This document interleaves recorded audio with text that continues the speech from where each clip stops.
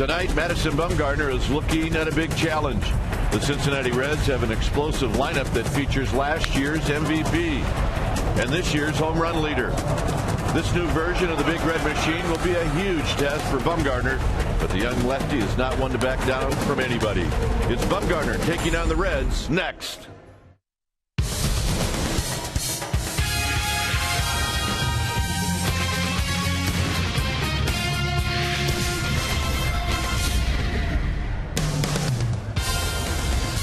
Giants are back at AT&T Park tonight as they welcome in the Cincinnati Reds in Game 1 of a 4-game series. Hi again, everybody. I'm Dwayne Kuiper. Alongside me is Mike Krukow. Well, the Giants have taken the first 2 series on this homestand, and they will welcome in a team that can hit, and that's the Cincinnati Reds. So Madison Bumgarner, he'll have his hands full. Well, he will have his hands full, but Madison Bumgarner is not the kind of guy that gets intimidated. I mean, he proved that last October when he went into Texas and played against that very tough lineup. For Bumgarner, he feels if he throws his game, if he makes his pitches and hits his spots, he'll beat anybody. It's just a matter of how many runs the Giants are going to get to support him. So far, they haven't been able to do it consistently, and that explains his 2-7 record. It should be a good series, and this is Game 1. All right, when we come back, a big moment for all of us. Edgar Renteria is going to receive his World Series ring from last year. We'll have that for you right after this.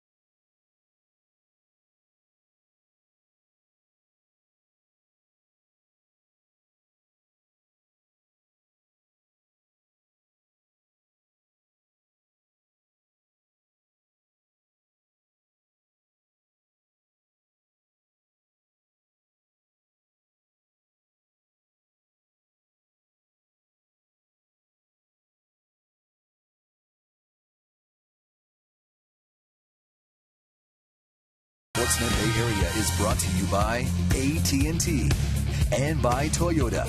Check out the great deals at your local Toyota dealer today.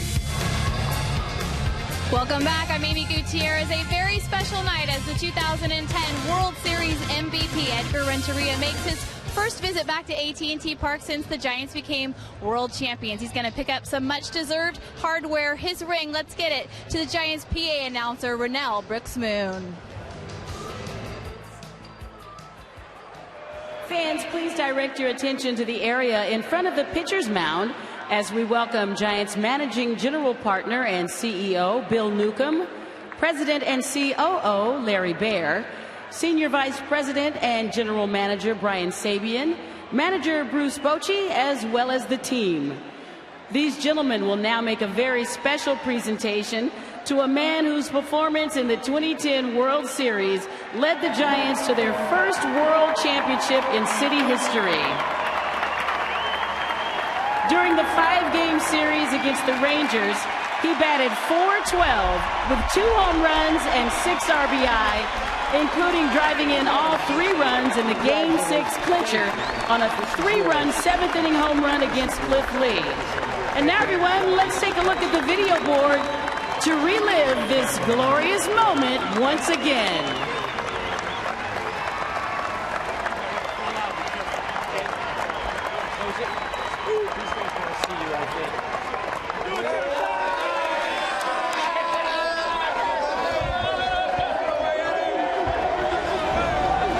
Ladies and gentlemen, your 2010 San Francisco Giants World Series MVP, Edgar Renteria.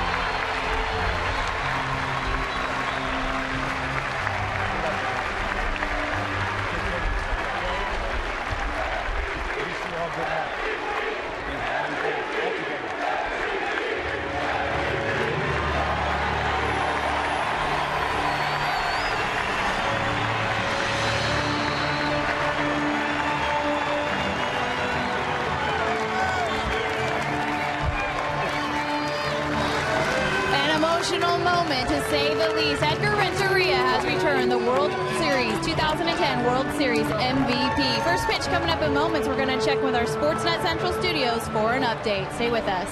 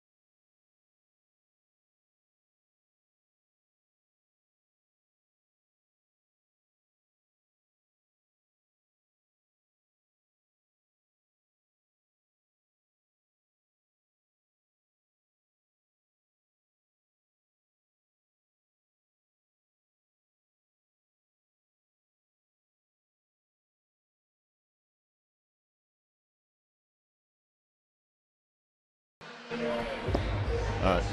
I'm going to stop it.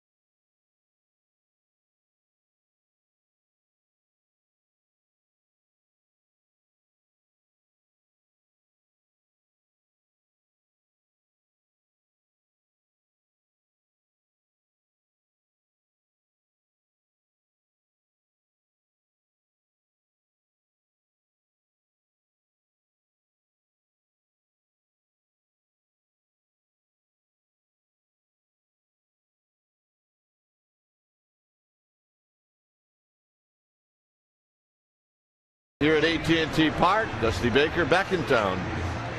Game time weather is brought to you by the Santa Cruz Beach Boardwalk. The admission-free boardwalk is open daily. Hey, get to the beach. 59 degrees, winds at 13 miles per hour, mostly clear with the humidity at 65%. All right, let's take a look at the Reds lineup. Coming in with a 32-31 record, it'll be Stubbs, Phillips, and the MVP of last year, Joey Votto. Jay Bruce, look at these numbers. 17 home runs, that's first in the National League. 47 RBIs, that's fourth. Roland Gomes, followed by Renteria, Hernandez, and then Johnny Cueto. On the hill tonight for the Giants will be the young left-hander Madison Bumgarner, 21 years old, 6'5", 235. He's in his second year at the big league level, 2-7 on the year with a very good 3.42 ERA, a 2-to-1 strikeout walk ratio, 52 strikeouts to 23 walks. And with Bumgarner, he's been outstanding. And when you hit out Bumgarner, you got to be aware that he can do two things with the fastball. He can 2 and 4 seam it, and he can go anywhere between 90 to 95 miles per hour. He's got a high velocity arm. Also will cut the fastball, big curveball, good one, and a changeup.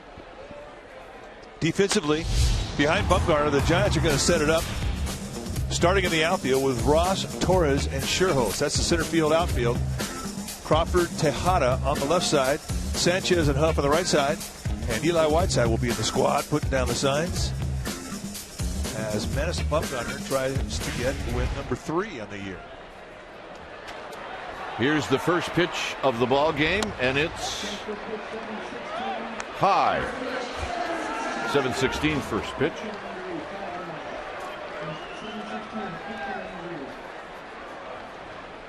Stubbs with a lot of speed takes a strike, called by home plate umpire Bill Welke. It's Welke behind the dish, then Cheetah, Nelson, Estabrook. It's a good crew. Stubbs takes another strike. The breaking ball hitting 265. 9 home runs, 28 RBIs. You're going to see some pretty impressive home run in RBI numbers from all of these hitters.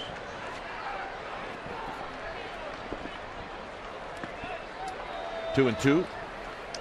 Bill Wilkie is normally a low ball guy. He will get some high strikes, and you've seen him already be a little erratic. A pitch looked like a similar location. One was called a ball, one was called a strike. But he is an umpire that looks for strikes. And in games we've had him in the past, he's been a good umpire behind the plate. Hit out to left field. Ross comes charging in. Ross will make the running catch. And that's how this game gets started. Well, I thought that was a Texas leaguer. Yep. I'm digging Cody Ross's socks, I got to tell you. Well, they make you faster. Now, Drew Stubbs is the fastest man on this Reds team. If this drops, it's an easy double. And there you look at Cody Ross's socks, and I think, yeah, there's another guy. Harry Zito and Cody Ross, they pull it off. Yeah. Brandon Phillips hitting .283. And he lines it to left. Ross is going to go over and play it on a hop. And it'll be a one-out single with Joey Votto coming up.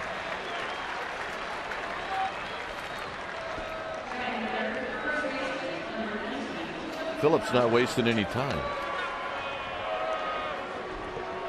He hit that like, I'm going to look for something, and if I get it, I'm going to hit it hard, and he did. Here's Joey Votto. See that average is second in the National League. Last year's MVP, he can hit. You can say that about a lot of these guys in this lineup. But it's true. The Reds come into this game, they're tied for third batting average as a team, .261, but they lead the league in runs scored. They're second in home runs. They have some thump. Now, a lot of that is a little skewed because they have a very live ballpark. And you can't take away from just how good these guys are offensively. Let's take a look at our Farmers Insurance report card. Here's exactly what we're talking about. Average, they're ranked second.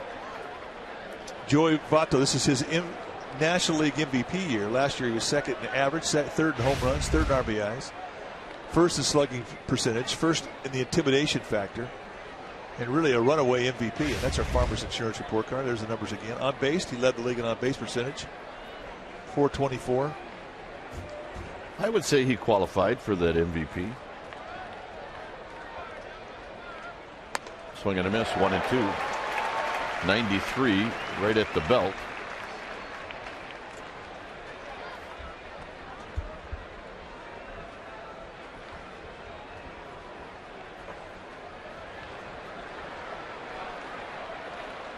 Phillips goes, swing and a miss. White side's throw on the money. Double play, inning over. Eli's got to be feeling pretty good about that one. Giants are coming up.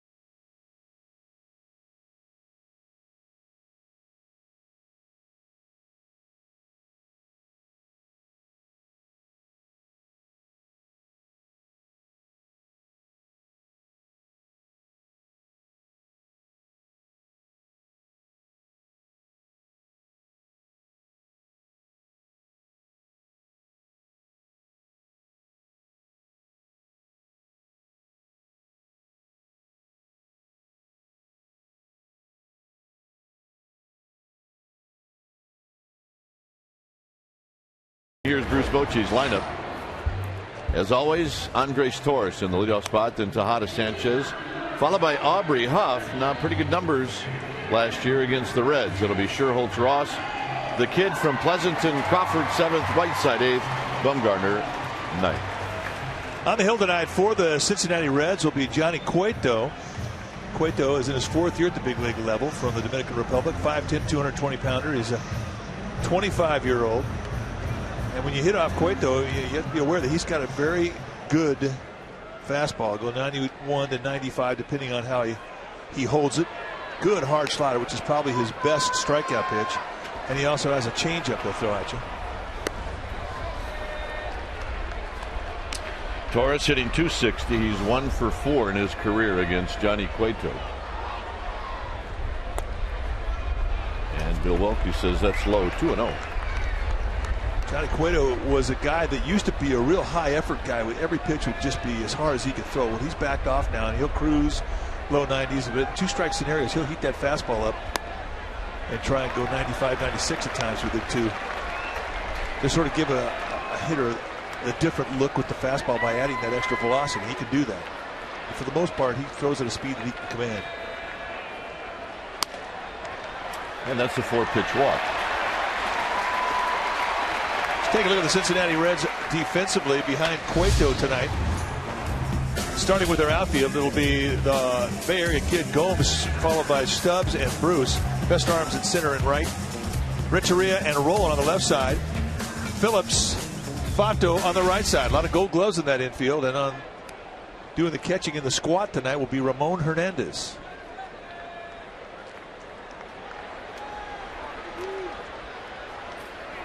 Tejada hitting .218. And the first pitch is high. So that's 5 in a row out of the strike zone. And a lot of them have been close.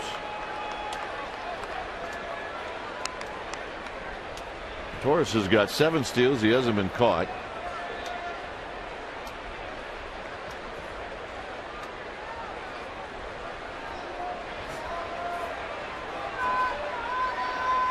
Cueto a long time, and now he throws, and he throws a breaking ball to try something different, and it's 2-0.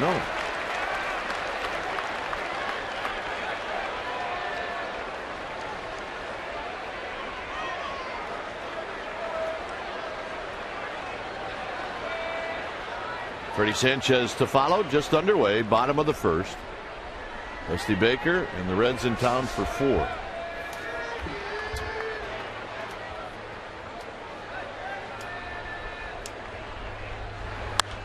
High and foul and out of play. It's 2 balls and 1 strike.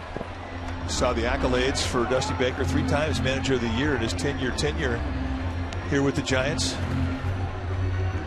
Really did a lot of great things with this franchise.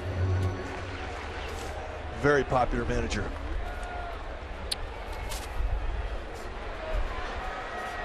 The 2-1 pitch. Torres goes. The pitch is down low, and Torres is out by a mile. It had to have been a bad jump. Either that or it was a hit and run. Well, if it's a hit and run, somebody missed a sign. Because the only reason he is out by that much is he made sure that Cueto was going home, which leads me to believe that it was a hit and run. However, in his path to second base, he didn't take a look in, which is normally what you do in a hit and run. On the ground and a fair ball over the bag. Rolling on the dive. Tejada is going to end up at second base with a double. Seems like automatic. Guy gets thrown out trying to steal. Next guy gets a base hit. But let's watch that base hit. Fastball middle in, and Tejada spins on it. Not an easy thing to get it by the glove of Scott Rowland.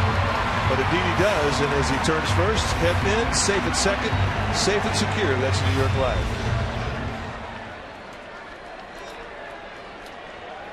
Freddie Sanchez hitting .286, 3 home runs, 24 driven in.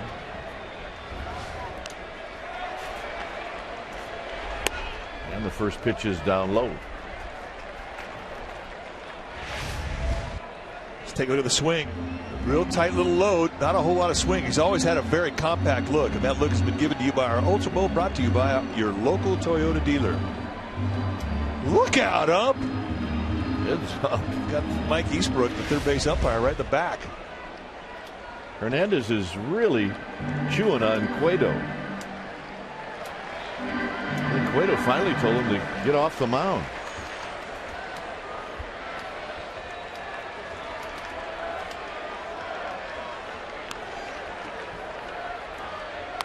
There's a strike to even the count.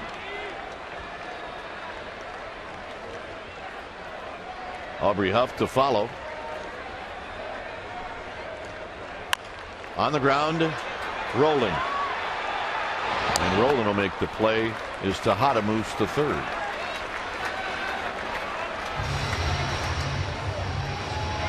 And here's Huff. Aubrey Huff, 1 for 3 in his career against Cueto.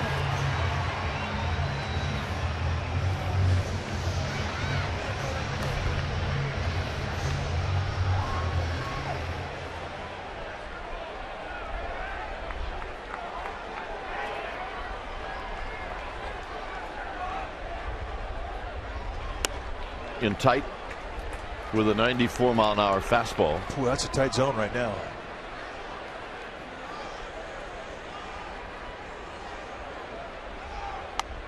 Two and 0. Now, Cueto, to his credit, is maintaining his composure. It's a tight zone, and that'll test any pitcher when you're throwing pitch after pitch what you think should be a strike, and you're not getting them. 3 and 0.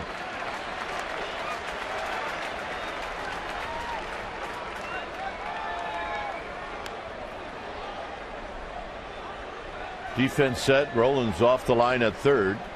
Outfield in center field. Stubbs shading Huff. A couple of steps to right center. It's 3 and 0, and Huff will look for a pitch he can hit here. And he takes it, and it's 3 and 1, and it was not a fastball. Just a little cutter. Very easy pitch to control. 85 miles per hour, just gets it off the fastball. Guys look at fastball, he's going to sit on that speed. You throw something short of it, he'll take it. And the walk. Now Brian Price is sensing a little frustration, I think, and he's going to come out and talk to Johnny Cueto. And here again comes Ramon Hernandez. Not a whole lot you can do to soothe the guy who's upset about this balls and strikes not being called. You might remember Brian Price used to be the pitching coach in Arizona. Well, I've got another note on Brian Price. What's that? Ready for this? Yeah.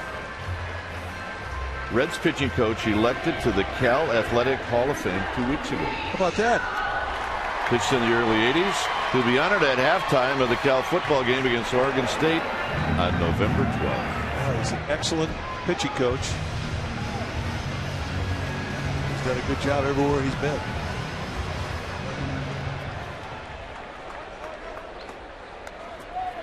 Nate Scherholtz has never faced Cueto before.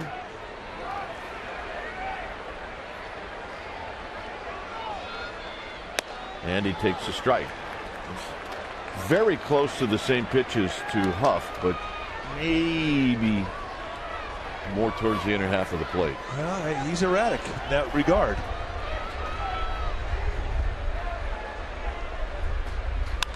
Scherholtz pops it up. This will be right to Roland. And that'll end the inning. Giants strand a pair. Second inning coming up.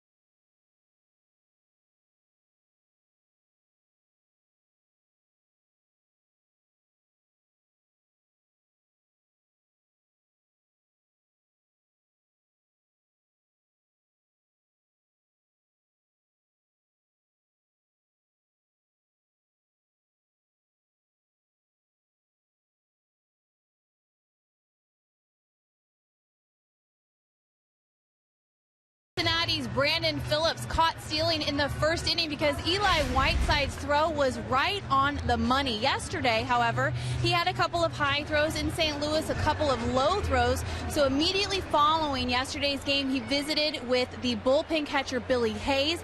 They watched some video. Dwayne and Mike, they saw that his shoulder was a little bit out of whack. They moved it down, used his head to throw to second. Obviously, you saw they fixed the tweak. Here's Jay Bruce on a high fly ball out to Triples Alley. And in this park, that's an OUT. Well, Cincinnati, he's rounding the bags. And he's taking a long look out to right center going, what the heck is going on?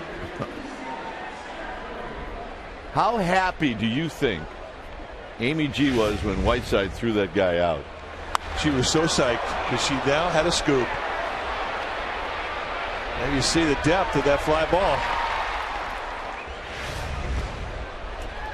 Right now, Amy G's new favorite player. There's a strike to Scott Rowland. I'm digging Eli Whiteside. Well, it's been wearing on him. Yeah, he'll feel real good about the first throw he's made today, shooting down Brandon Phillips.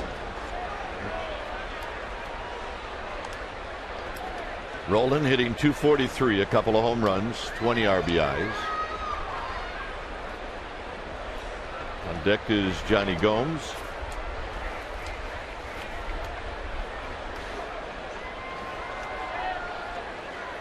Swing and a miss, 1-2.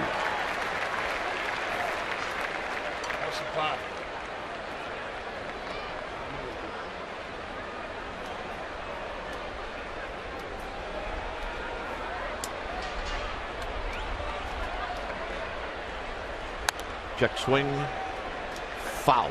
It stays 1-2. Arizona shut out the Pirates today, 2-0. So the Pirates ended up taking 2 out of 3 in that series.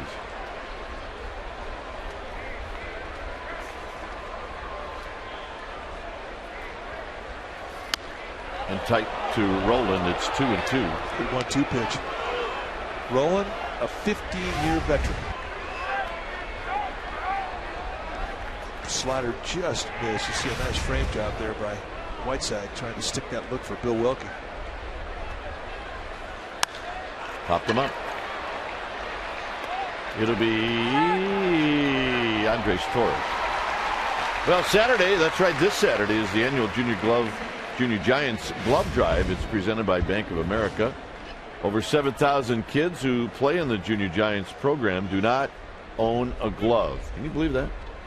Bring a new or used glove or make a $10 donation at the game on Saturday, and you will receive one of those 2 pins. And I think the Brian Wilson pin is off the charts.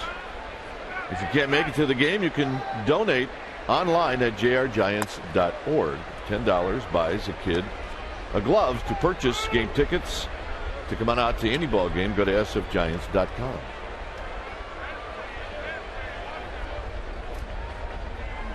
Gomes takes inside. It's 2-0. Well, Johnny Gomes has been grinding. He's hitting at 196. Now he's been productive with 8 home runs and 25 RBIs.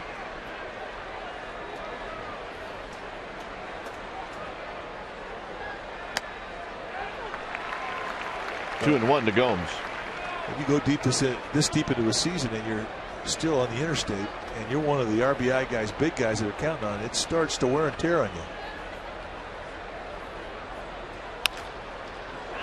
That's a foul ball, and not by much.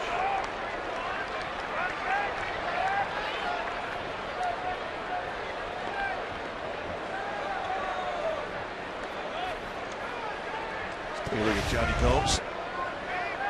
No stride. And rakes it just a little bit wide of the bag in foul territory. Johnny Gomes from Petaluma.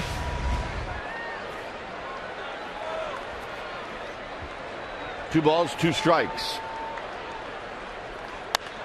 Hit the other way, foul. Edgar Renteria to follow.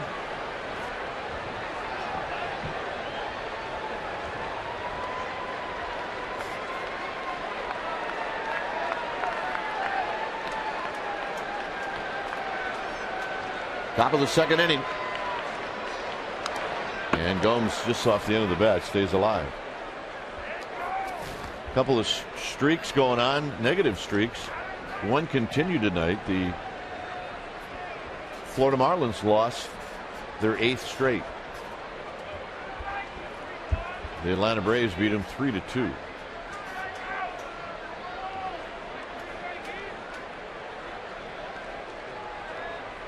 Two and two to Gomes. And he flares one to right for a base hit.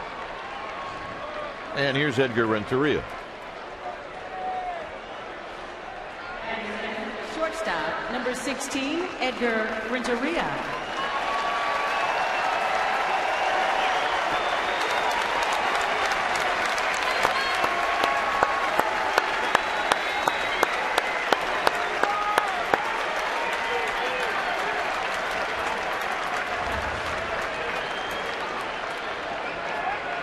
Renteria at 237. He's got 10 RBIs. And Gomes gets chased back.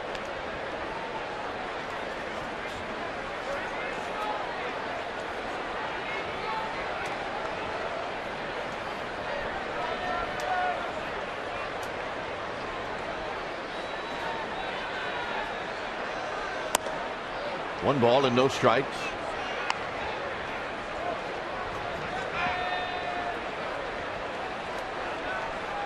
Everybody knows the approach of Edgar Renteria. Good opposite field hitter. Likes to hit the ball back up the middle.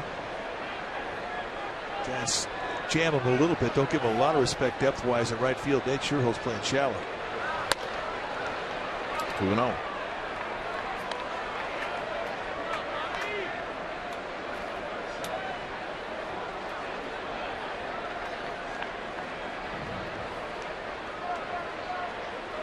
Huff holding Gomes tight. He's got a couple, or make that 5 steals.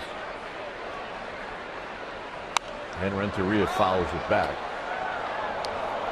What do you say? Take a look at our United Airlines leaders of the game. And Edgar Renteria, last season, he recorded no 3 RBI games in the regular season. However, he was the only Giant in the World Series with 2 3 RBI games.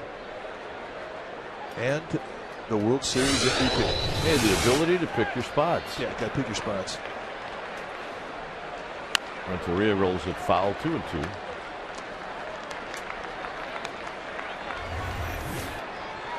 See some other numbers for Edgar Renteria. See what he hit in the World Series. He hit .412.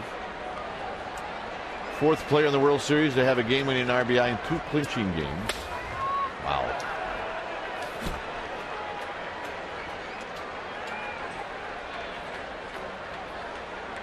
Two and 2, and now they'll check on Gomes. But I mean, that's quite a legacy when you're a 15-year veteran. You've been to the playoffs 7 times, been to the World Series 3 times, and you've been on 2 world champions. 7 playoffs, 3 World Series, and 2 World Series titles. Got him, and that'll end the inning. Cody Ross will lead things off for the Giants.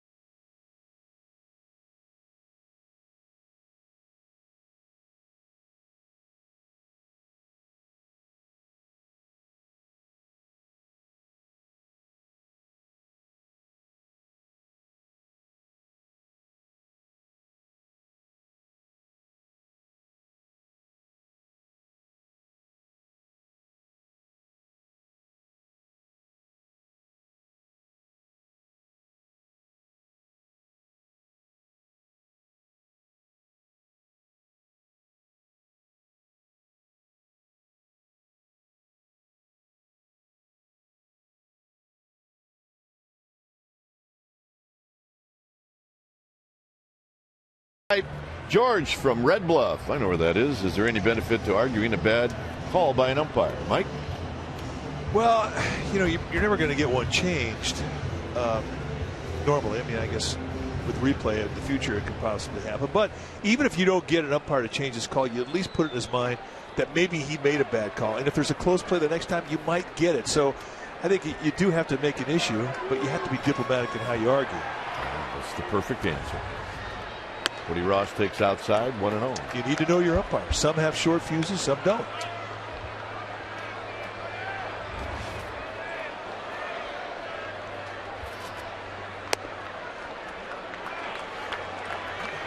Yep. Today's one of those rough ones. A little chop. Not slowing this guy down any, though. He's having fun.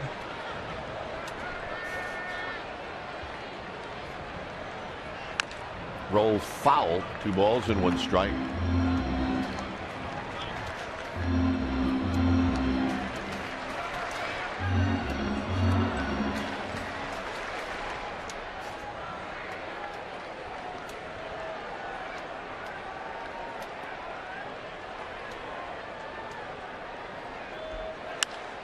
On the ground, rolling with those soft hands, stays with it, and Ross is retired.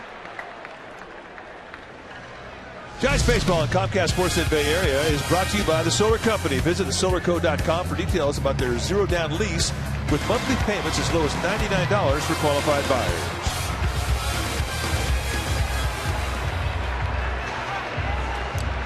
So with 1 out, here's Brandon Crawford.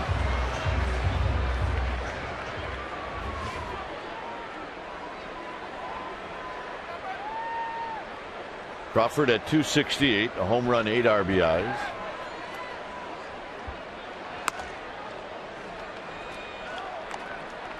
With Eli Whiteside to follow, we're in the 2nd inning.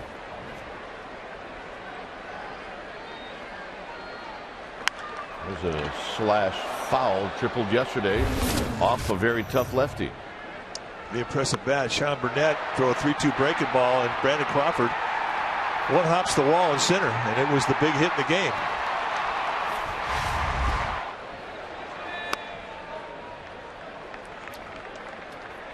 Yeah, if you looked at that game yesterday, the bottom of the order was the reason the Giants won that game offensively. The 7, 8, 9 hitters all had an RBI. Crawford, Whiteside, and Kane had 5 hits and 9 at bats. Oh yeah, Ryan Wilson, he's everywhere. The 3-1 pitch is a strike, 3-2. Well, I'll give that a 7.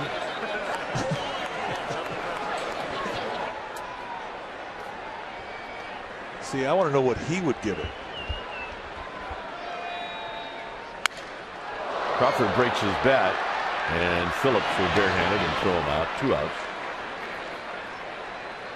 Well, make note of the Giants television schedule due to the NHL playoffs. Tomorrow night's Giants game against the Reds will now be broadcast on Comcast Sportsnet Bay Area. Pregame live will start at 6:30. The next NBC Bay Area game will be next Thursday. That's June 16th at 6:30. Giants Diamondbacks, as they will play game 3 in that NL West showdown. So that's the switch.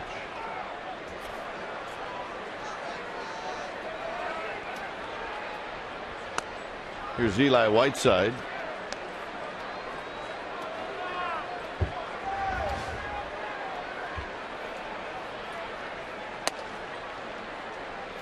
Eli Whiteside, a couple of hits in the game yesterday.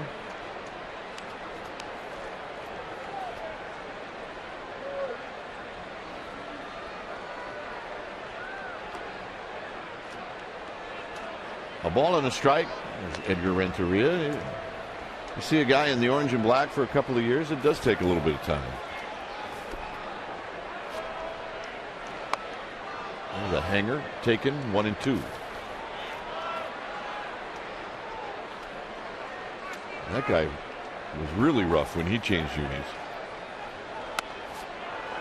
Whiteside out swinging. That will end the inning. A 1-2-3 inning for Johnny Cueto. Still giving it a 7. Nothing.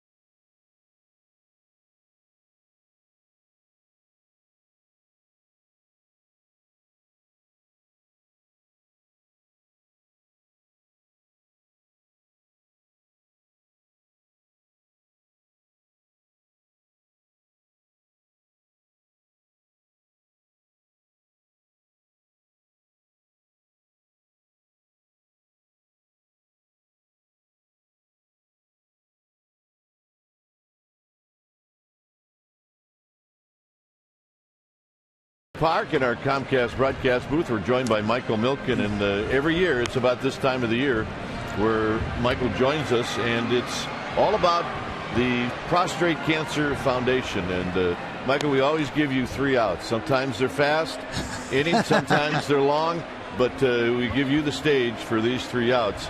So what can you tell us that may be different about this year, or is it pretty much the same? Well, let's start with the biggest difference. We're here with the world champion San Francisco Giants. Right. All right, that sounds good. Yeah, you know, that is a good thing. Where's Lasorda?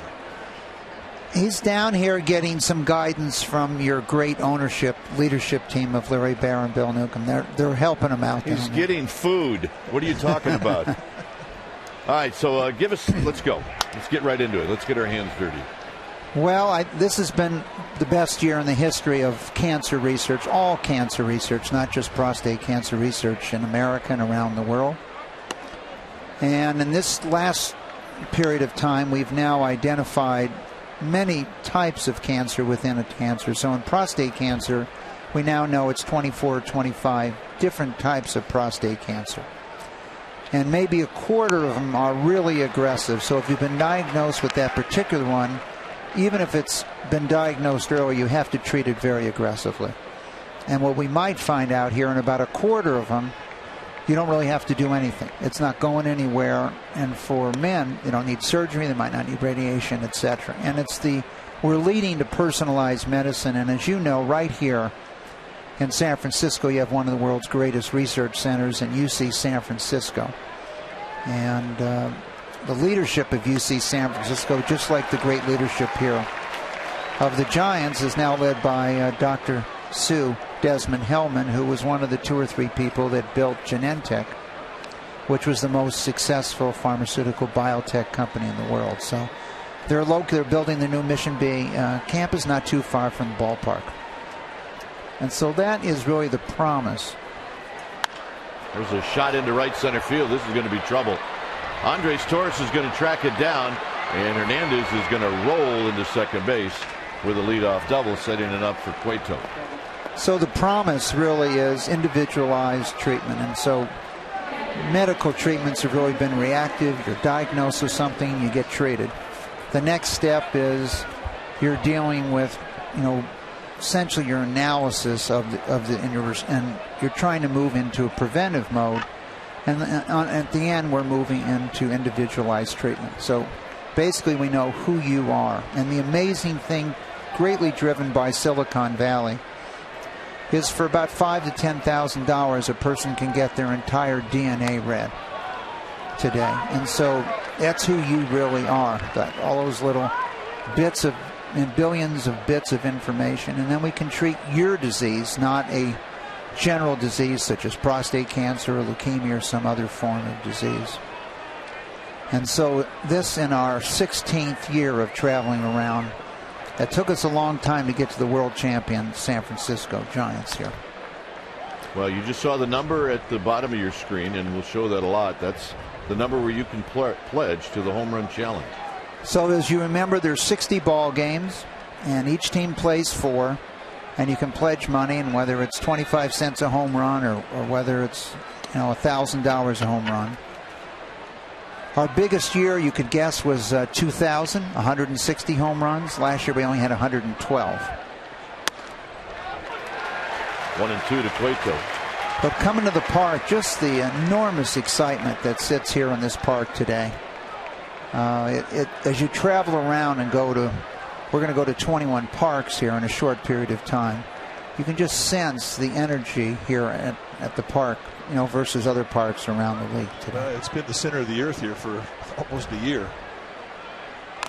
Cueto with a good bunt.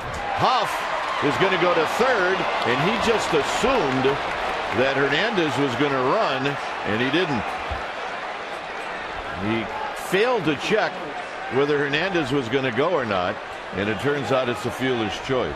Well, and you need to have some communication, and Eli Whiteside should have been yelling 1-1-1 here, and you can see he was pointing to first base. Watch Whiteside come out, and I know you can't hear him, but watch his right hand. First. Never mind. So they do not advance a runner, but they do put another runner on base, and they lose the ability to get an out. So Madison Bumgarner are going to try and pitch through the mistake. And the hitter will be Drew Stubbs. But that's a mistake. If you're pitching and your player makes an aggressive mistake like that, I never had a problem with that. He was anticipating the lead bag, and Ramon Hernandez just didn't go to third base as anticipated by Aubrey Huff. Well, we got a problem. They're saying, what, Johnny, you can't wear that sweatshirt, so you need a jacket. And Cueto's ticked off, and Tim Cheetah doesn't care. Well, that's the rule. Well, it was 95 degrees or 99 degrees in Cincinnati, so they weren't really prepared. Well, he's got the beanie on, so Tim Cheetah's standing on the bag looking at him. Said, all right, I'm good with that. So here's Stubbs. Stubbs popped out to left field in the first inning. So some trouble here for Madison Bumgarner, as he will try to avoid an inning that's getting weird. Well, one thing he could do, he can get a ground ball. Swing and a miss. No balls and 1 strike. And he threw that ball right by Drew Stubbs. Stubbs is the fastest Cincinnati Red. And if he were to find a gap in this ballpark, it's conceivable that he could catch Johnny Cueto at first base. 0-1 to Stubbs. We're with Michael Milken as we are discussing the Father's Day week, June 8th to the 19th. The 2011 Prostate Cancer Foundation. It's the Home Run Challenge. And he will be a guy on the move for the next week as Stubbs pops it straight back and out of play. Where do you go next? We go from here to Milwaukee and then on to New York, Philadelphia, Chicago, and it's just breathtaking the view you have here from this ballpark. As you travel around the ballparks throughout the United States and Canada, always makes you beckon back. And one of the great views here is being able to see Berkeley and the Campanile on those clear days where I went to college. And you have a strong front office that went to the University of California, Berkeley, and we're really excited because Cal's going to play some football games here in the stadium. Yes, they are. Now there's a Cal Bear, Larry Bear, Chief Operating Officer for the Giants and the Executive Vice President, Senior Executive Vice President. I think Larry's telling Tommy that his Cal baseball team could beat the Dodgers right now.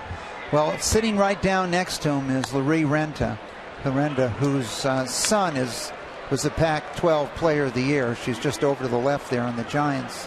There she is. And her son scored the winning run, which moved Cal on in the College World Series. She's one of the senior executives of Safeway, and she's been in charge of a lot of these programs. This is a big pitch. And he got him. It's a huge strikeout. Remember, we're at second base, nobody out. You're pitching for a strikeout. And it went to a 3-2 count, and he goes to a breaking ball, and Stubbs fooled on the play, on the pitch, swings right through it, and that's a big out. It is. If he walks, Stubbs, you got the bases loaded and nobody out. And this guy says it all. Grab some pine, neat. Wish I'd have said that. Well, this is becoming, one of the really winning areas of the world here. Not only have a champion world's team, a great management, but you've got the movement here of the UCSF Science Center. Yep. Many of the world's leading scientists coming here, which most of the money we raise in this area goes straight to UCSF for prostate cancer research. And with the death rate down 50% since we started this program, we're about halfway there. We're hoping by 2016 we have eliminated prostate cancer as a cause of death and suffering, not only in the United States but throughout the world. Well, those are remarkable numbers. And you've got a manager in the visiting dugout who battled it, and Dusty Baker. Here's the pitch to Phillips. Bouncing ball. Crawford underhands it to Sanchez. Double play, and Bumgarner ends the inning. Michael, good luck. Thank you. It's always a pleasure to have you here, and it's a great cause. Keep up the good work.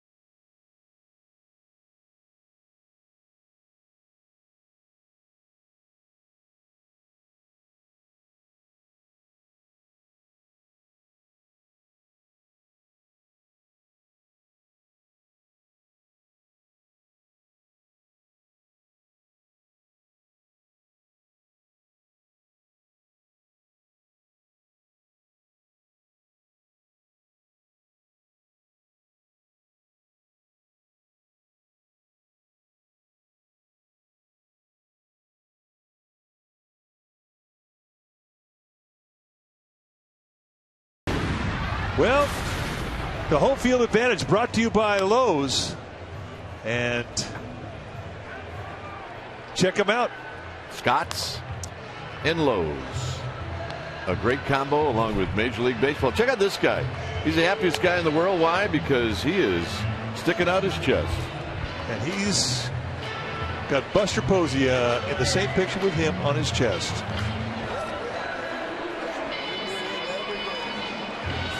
Tell you what, if you're on TV with putting Buster Posey on your T-shirt, there's going to be more Buster Posey T-shirts at the yard. Hey, I do want to mention you can visit your Lowe's to cast your MLB All-Star ballot and enter to win a trip to the All-Star game. Compliments of Scott's.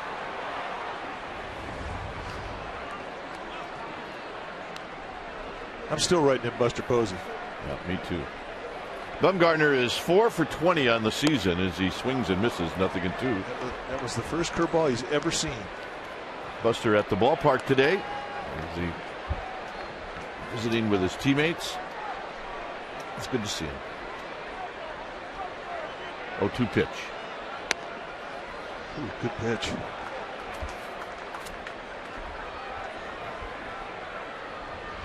Zone has been tight.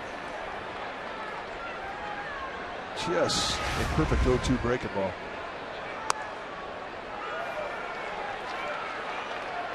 You can see it starting to get to him. I mean, he's thinking he's getting about 5 or 6 pitches an inning that aren't getting called his way.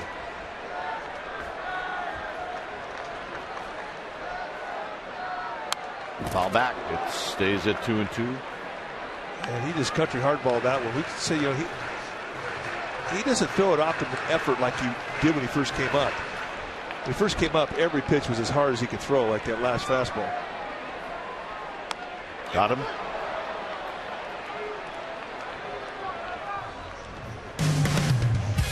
Well, Giants baseball at Comcast Sportsnet Bay Area is brought to you by Infineon Raceway. The NASCAR Sprint Cup Series returns to Sonoma June 24th through the 26th for the Toyota St. Bar 350.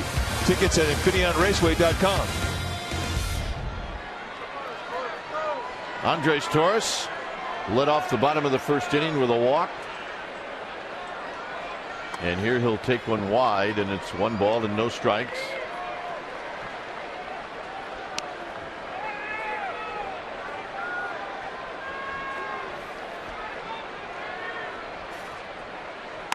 And that pitch is high, and it's 2-0.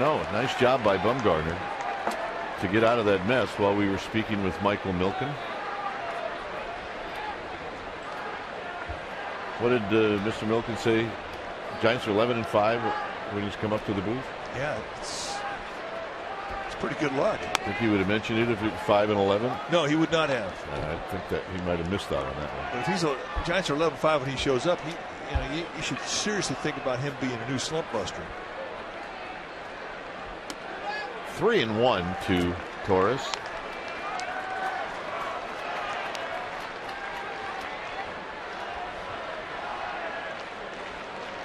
.43 pitches for Johnny Cueto.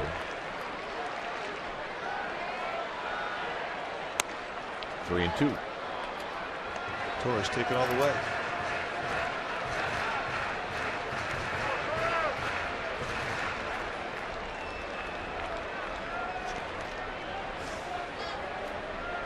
Tejada to follow. And he got him. Breaking ball is nasty. Well, come out to the park early on Saturday, June 11th. The Giants alum guy, they're going to suit up and participate in a Legends batting practice and a game. The BP will start at 11. You see the likes of Will Clark, JT Snow, Darrell Evans, Bill Miller. Following the BP session, the alumni will participate in a game where you'll see Gaylord Perry, Mike McCormick, John the Count Montefusco. All of those guys will take the hill. So it'll be fun. sfgiants.com.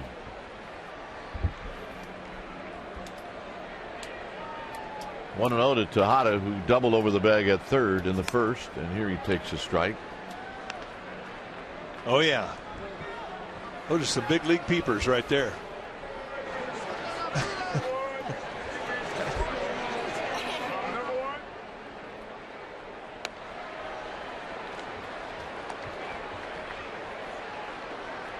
Two balls and one strike. Yeah. Talking it over, strategy. Over there, yeah, over there. It's over there. No, it's not. It's over there.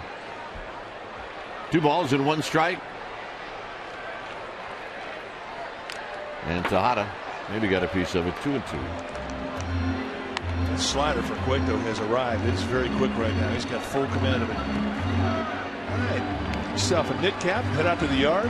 Put your orange and black on. Oh yeah.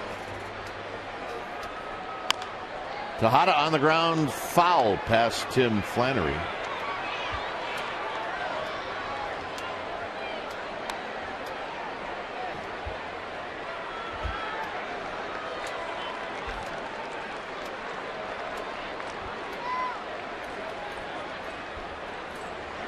And that'll end it. So Cueto strikes out the side here in the 3rd inning. 4th inning coming up.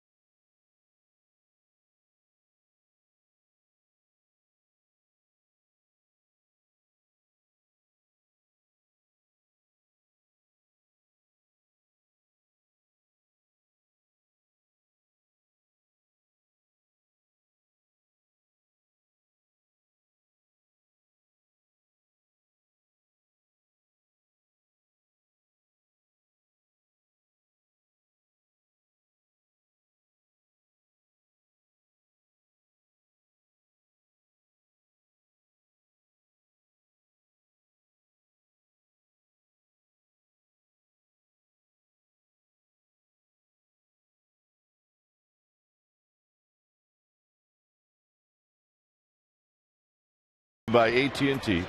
Name the 2 active managers to win a division title with 3 different teams since 1969.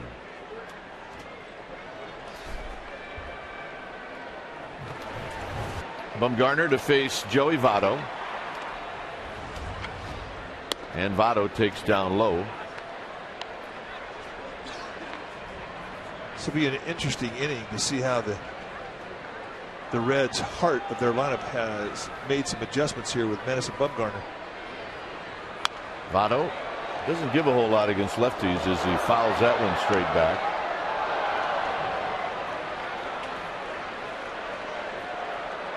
Well, I guess when you're hitting .411, you're not going to, right? Nope.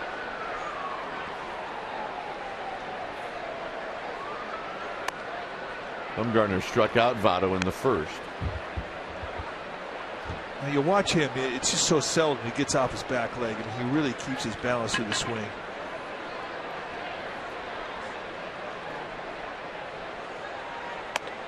Three and one. You know, if you watch Votto, he spreads his legs out pretty wide. He'll lift his front leg up, but when he strides, it pretty much comes straight down to where it was at the start. His head stays very still, real strong front shoulder.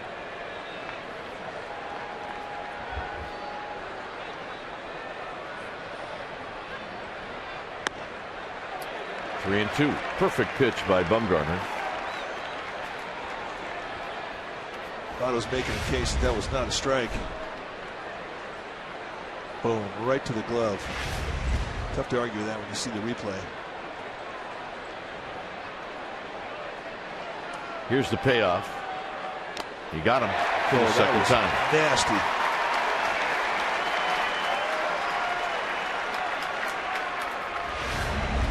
Now this is a big league breaking ball. You snap this thing off, and one of the premier hitters of the game goes down a second time to strikeout. You know you've made a good pitch. Our Toyota Ultramo.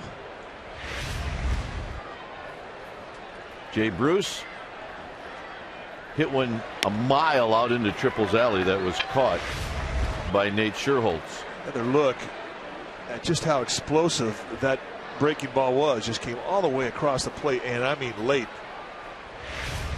Let's snap to it. Overshift is on against Bruce. Crawford to the right of second base. Pretty much straight away in the outfield, though.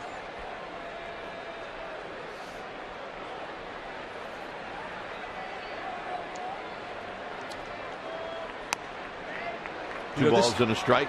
It's interesting here when you see the Giants play the infield to pole, but yet Nate Scherholtz, the right fielder, still plays off the line and takes away the gap in right center.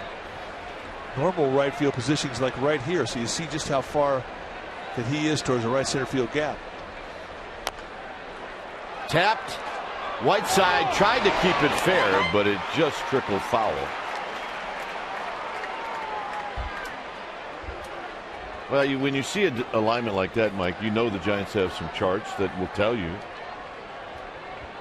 that Votto will pull the ball on the ground, but maybe not so much when he gets it in the air. Or make that Jay Bruce. See, Eli Whiteside really trying to come down to his knees and keep this thing from going foul. And it was close.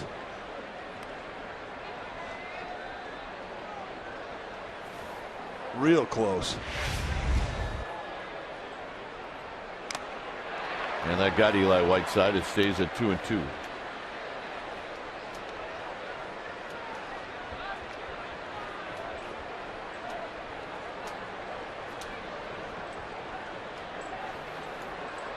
Game 7 on this homestand for the Giants. They're 4-2. And the 2-2 pitch to Jay Bruce is right there.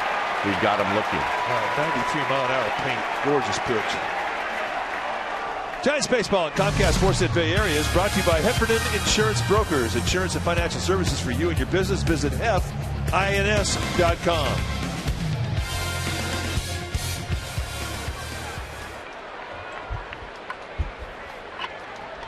Scott Rowland will bat with 2 outs and nobody on.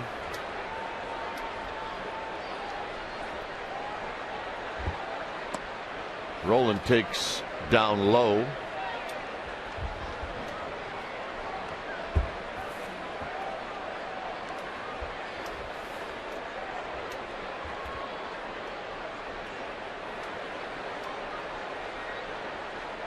Swing and a miss. 1 ball and 1 strike.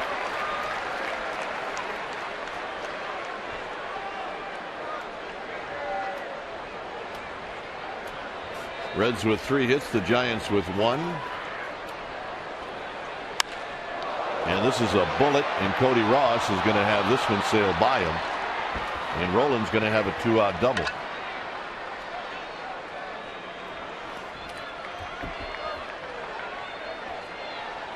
And that'll bring to the plate Johnny Gomes. Scott Rowland is a tall hitter, 6'4", and you know, he really has been consistent with his numbers throughout his career. One of the really good things that he does, which is sort of away from the norm of tall hitters, is he covers the high pitch. He's a good mistake hitter. I mean, his whole approach, he hits like he's 5'10" instead of 6'4". If that makes any sense. Not perfect sense. But he's kind of he goes against the old theory. The old theory, when you're facing a tall hitter, you pitch him up. You face a shorter hitter, you pitch him down. Well, Scott Rowland, and he hits like he's short because he's a good high ball hitter.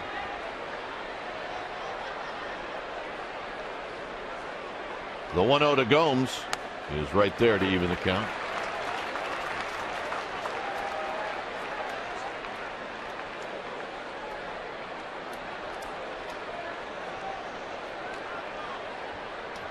Bumgarner does have a base to play with if he chooses to go easy on Gomes. Up the middle and a base hit. Here comes Roland. Torres's throw is going to be cut off, and it's 1-0 Cincinnati.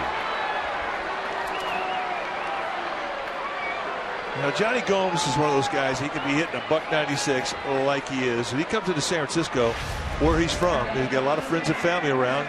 He puts on a show with a bat. And so far, it's a 2-hit night for him. And doing the no stride, spread out, going right back up the middle. I mean, that's a pretty disciplined at bat right there. Here's Renteria, who struck out in the second.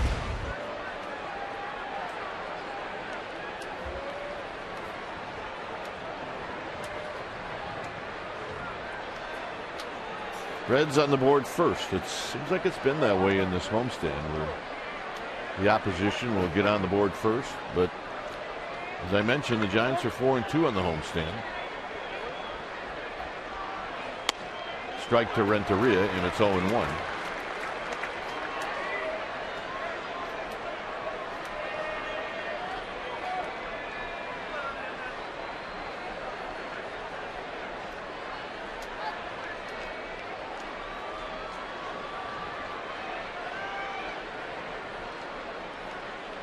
And Bumgarner will check on Johnny Gomes.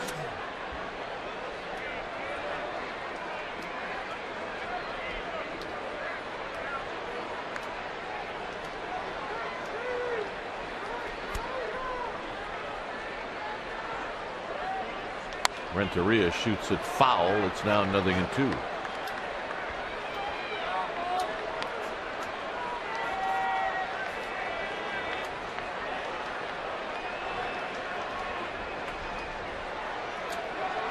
On deck is Ramon Hernandez.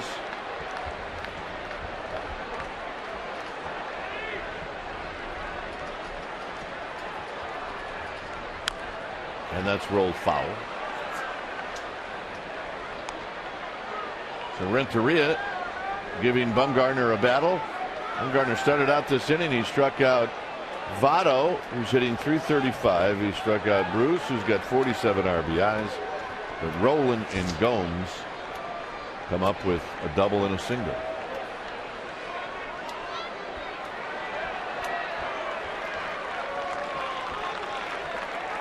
So it's 0-2 to Renteria. Welke doing some cleanup duty behind home plate.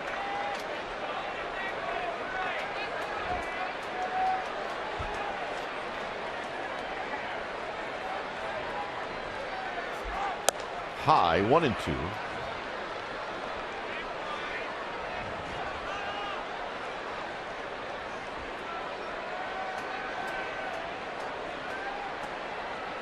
Reds are a game over 500.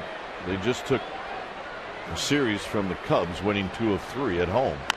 Renteria tops it to Crawford.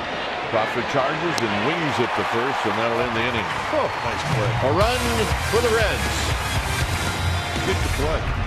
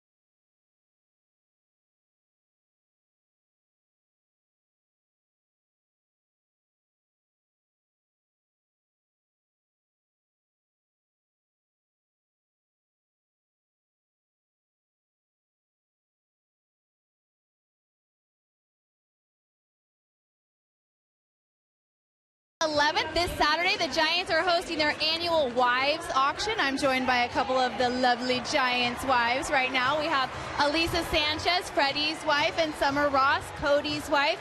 And Elisa, tell us a little bit about what fans are going to see, because it's a silent auction during the game, but a live auction right on top of the dugout after the game. Well, we have about 10 favorites baskets. All of us girls put together the guys' favorite things. Freddie has a basket, Cody has a basket, Nate, Eli, among others, as well as different experiences like watching a game in a suite with Will Clark, or they can also get a pitching lesson by Matt Cain. Oh, that's awesome. And, you know, I know the slogan is Ross's boss, right? But I think I found out who the boss is in the Ross family, and it's Summer. And she just volunteered Cody for an awesome auction item. What is it? I did. It's a pregame meet and greet, and at that time, you will also record your personal voicemail greeting. So, something good just happened behind us, so we'll wrap it up. If folks want more information, Dwayne and Mike, they can go to juniorgiants.org. It's Saturday, June 11th, and they can find out all about the charities that it goes to. There's several, and it's an awesome event. As you can see, you'll see these ladies there. All right, guys. All right, good stuff. Yep. You know, where's the pants in those two families? Yeah. Well, I like it. Every time they're on, though, Freddie Sanchez gets a hit. Here's Aubrey Huff. Huff walked in the first, and he jumps back, and it's 1 ball and no strikes.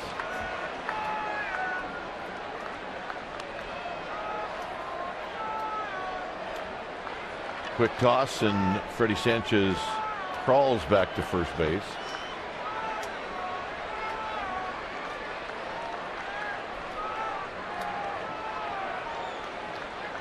Huff shoots one to left. That's a base hit. And the Giants with their first 2 hitters aboard here in the 4th inning. And that'll bring up Nate Sherholtz. That's the swing he's looking for, and he's really close to doing it every at bat now. Usually when you come out of a bad spell with your bat being in a slump, or for a pitcher's arm being in a slump, can't find the right slot, all of a sudden you start to put together one good swing in 3, and all of a sudden it's 2 out of 3, and pretty soon it's 3 out of 3. And you see him hit line drives the opposite way, using that good strong top hand of his, and you know he's close. Here's Nate Sherholtz, and Sherholtz fouls it back. He popped out to Scott Rowland in his only other at bat.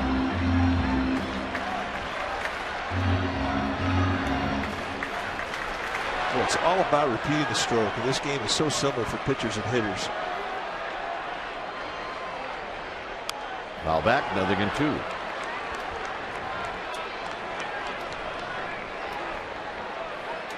How many times did you stand in the on-deck circle and know you were going to get a hit? Yeah, there was a few. You also stand there thinking, you know what, I don't have a chance. Yeah, it's the way it is. Sherholt stays alive by pulling it foul. Nice play down the right field line. It's Gary Fraley.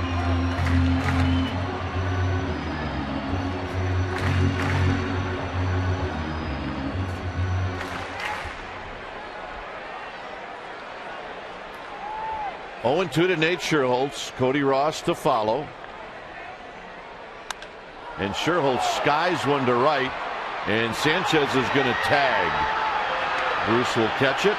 His throw will go to Renteria. And Sanchez is now at third.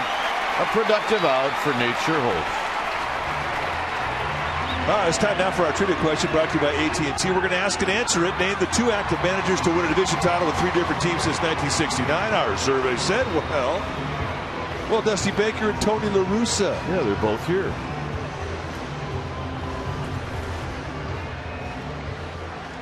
Billy Martin, Davey Johnson, Tony La Russa, Lou Piniella, Joe Torre, Dusty Baker. It's a good group. Cody Ross bounced out to third. He's got a chance to tie this game up with a fly ball.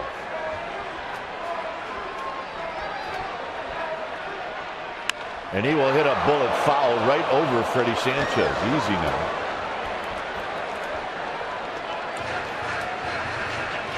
Cody Ross's numbers against Cueto pretty good. 3 for 6 lifetime. That includes the out in the second.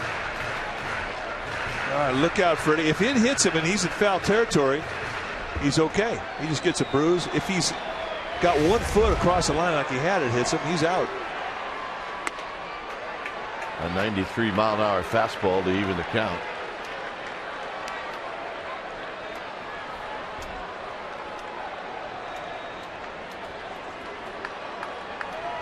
Hoff at first. Sanchez at third. And it's 1-2. You see a disappointment. Cody Ross guessed right, had the pitch he was looking for, and he just missed it.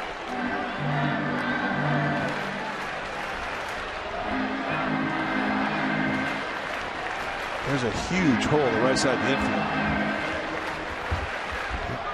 They're playing Cody Ross up the middle. They have Brandon Phillips about 3 steps out of normal second base position towards the bag at second. Straight back over our head, and it remains 1-2.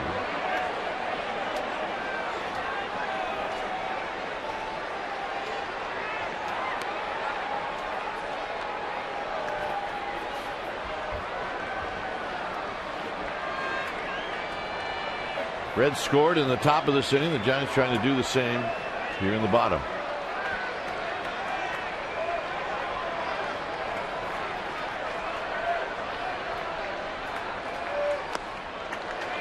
Two and two.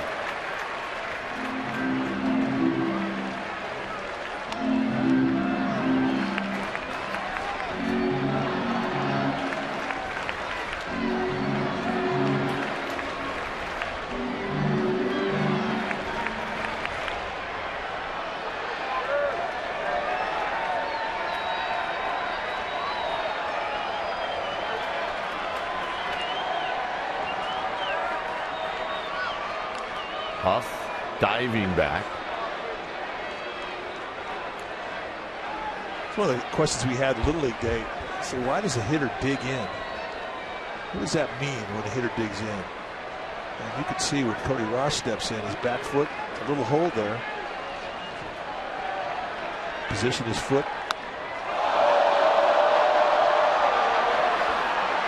The bat toss, it happens every game. More importantly for Cueto, he gets what he needed, the strikeout. And that'll bring up Brandon Crawford. Yesterday, Tim Flannery Had to work his magic to get the bat back. Hopefully it was all right.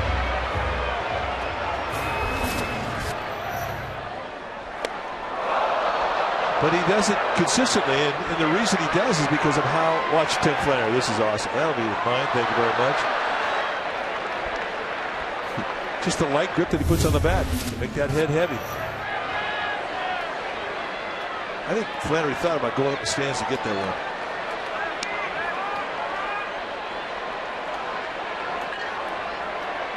Crawford bounced out to Phillips in the second.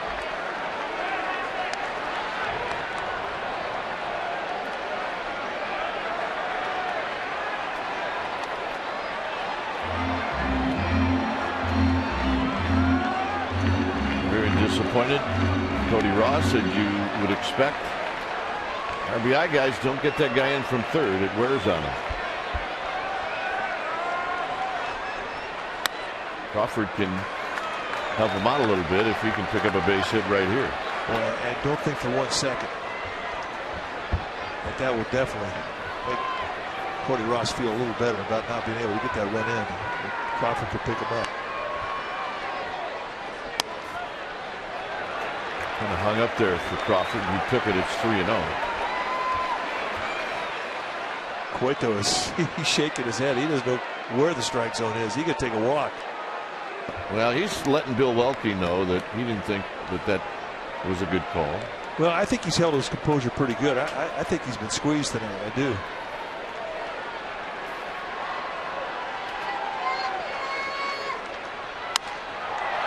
Little flare to left. Coming in is Gomes, and he will put it away to end the inning. It remains 1-0 Cincinnati.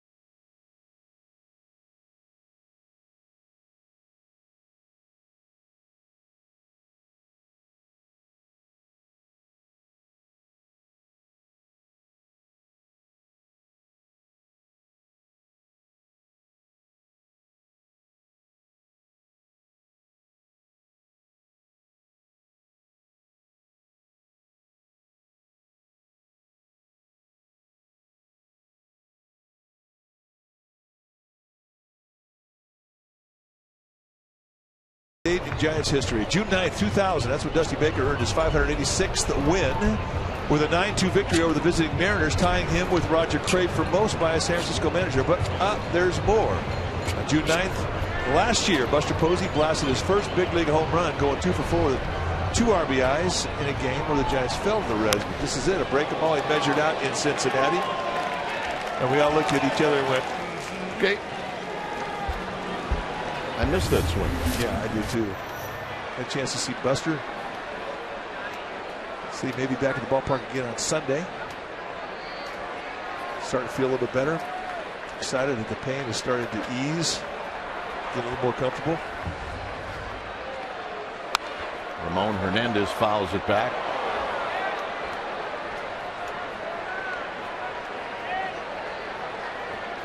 A double for Hernandez when he led off the third inning.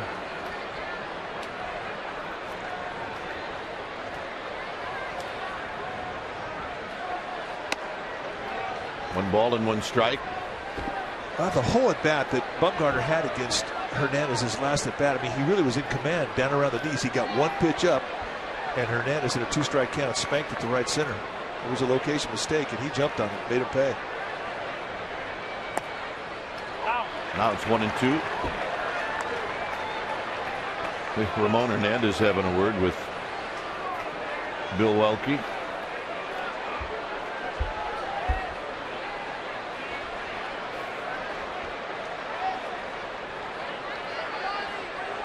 Got him on a pitch in the dirt. Eli Whiteside couldn't find it. Now he does. And he throws him out. 6 strikeouts for Bumgarner. And here's Cueto.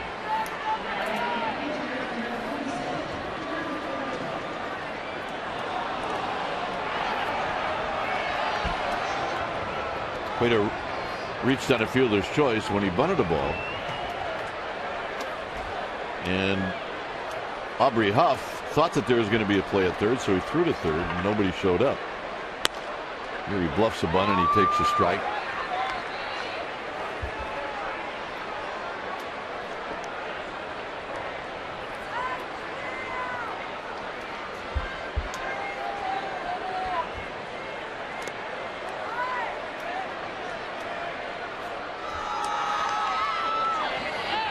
We love our SFGs. Yes, he did. He doesn't. The 1-1 pitch. Down the right field line. Sherholtz will give chase, but it'll drift out of play. We have a winner.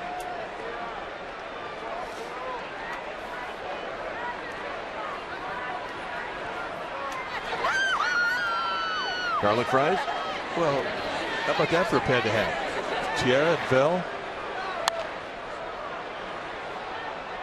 Oh, ball dude.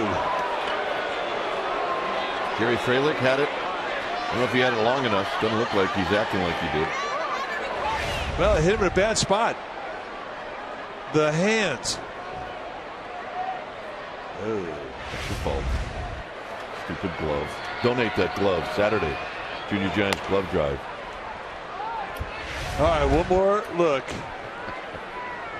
Clank. Oh. It's all right.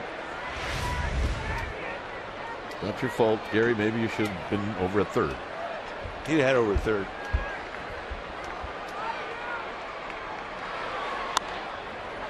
You know, Sue Peterson, you got to pass the Sue Peterson test before you get to be a ball dude. Well, Sue Peterson is in charge of our ball dudes here. And there's Clyde Fralick, who's horse laughing Gary. Not happy. Tommy's not happy. 2-2 pitch to Cueto. Right there. 7 strikeouts for Bumgarner. Grab some pie and meat. Well said. You know what? That actually could have some legs. I think I might try using it. Stubbs is 0 for 2.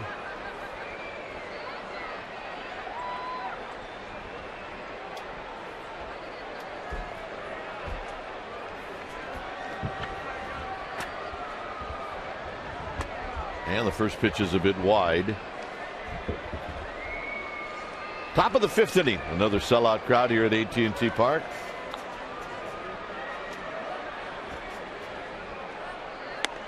And a strike at the knees. Great 1-0 pitch. Not too many guys going to pull the trigger on that thing. He's got that low 3/4 release, and that breaker ball starts so wide. A lot of guys give up on it. Keeps working back to the strike zone. It's a different angled type of breaking ball that they're used to seeing. And nothing about Madison Bumgarner that's easy when you're in that batter's box trying to hit him.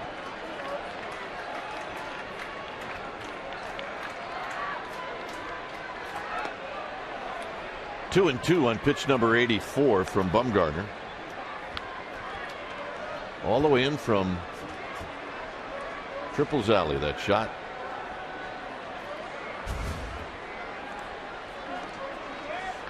23 pitches for Bumgarner in the fourth.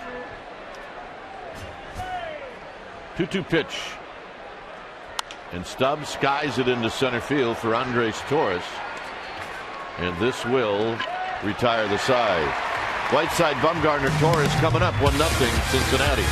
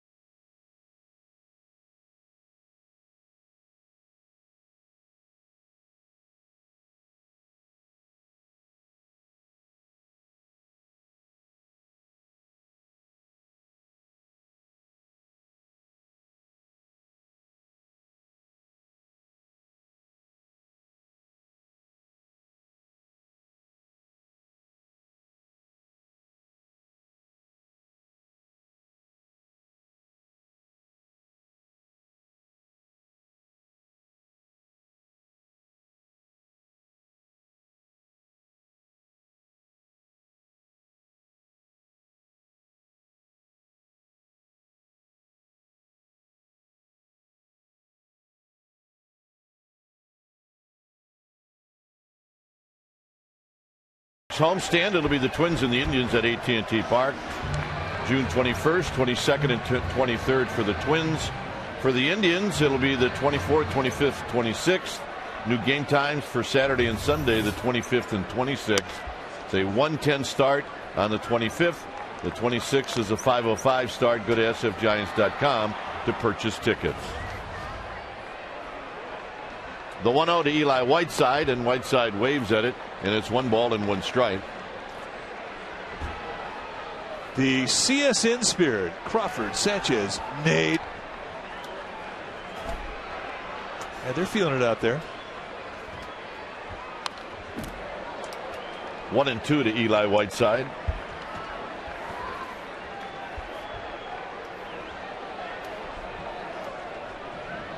Giants had an opportunity in the fourth. They could not cash in. Bottom of the order trying to get something started. And it's outside to Whiteside, 2-2. A lot of cutters, a lot of sliders.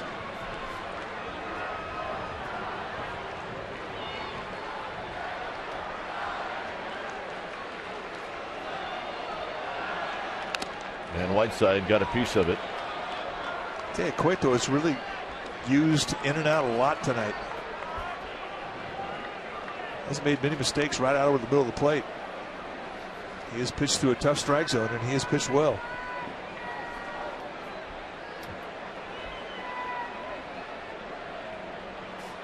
And a shot, and Phillips is going to put it away. 1 out. And here's Bumgarner.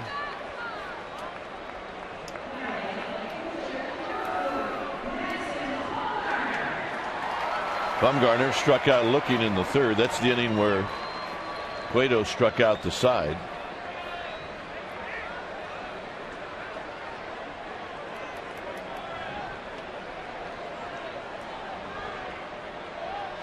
Here he takes a strike, and it's 0-1.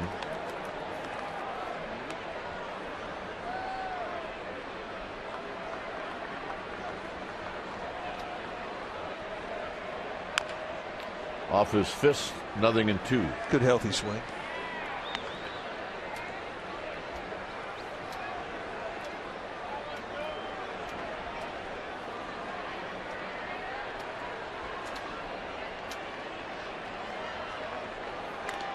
And a piece of it from Bumgarner.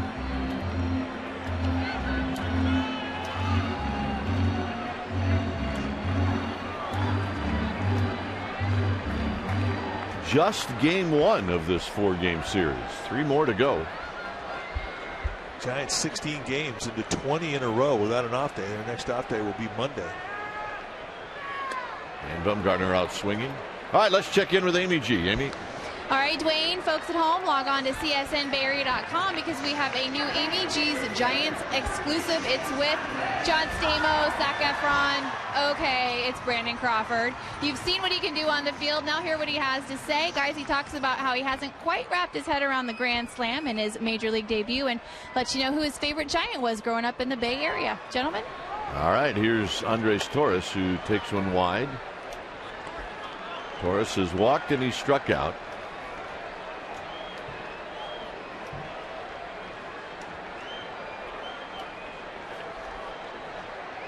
And he bounces this one to Crawford, or check that Phillips, and that'll end the inning.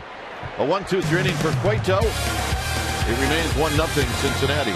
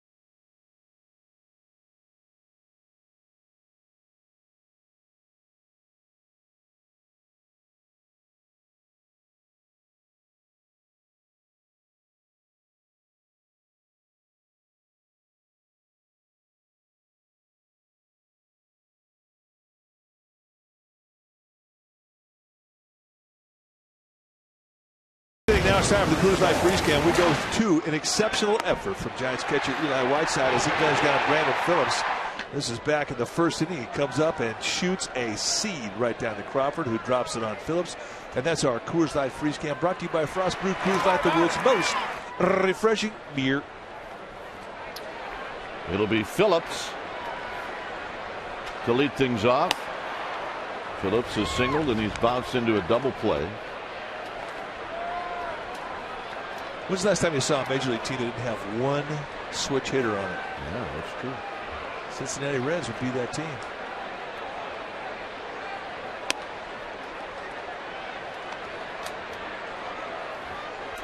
Two 2-0 to Phillips.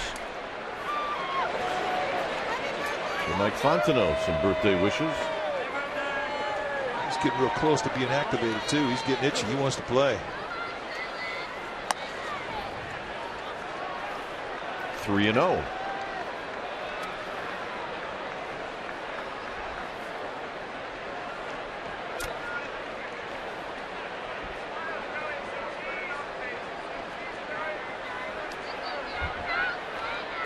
And the strike. Talking about Mike Fontenot, he is joining Pablo Sandoval, and both players will play 4 games this weekend for the Fresno Grizzlies in Salt Lake City on a rehab assignment.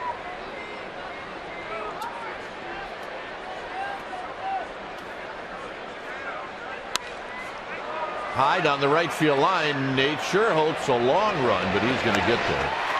And that's out number 1. Well, the Giants unveil plans to create a World Champions Walk in recognition of the 52-year journey that led to the first World Series championship in San Francisco. You can etch your Giants loyalty in stone. Order your own personalized brick. Go to sfgiants.com/brick. or 855 SFG fans.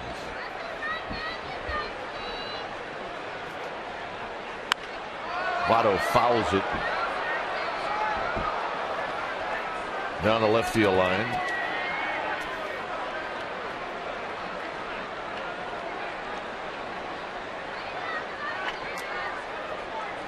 The 0-1 pitch to Votto is down low.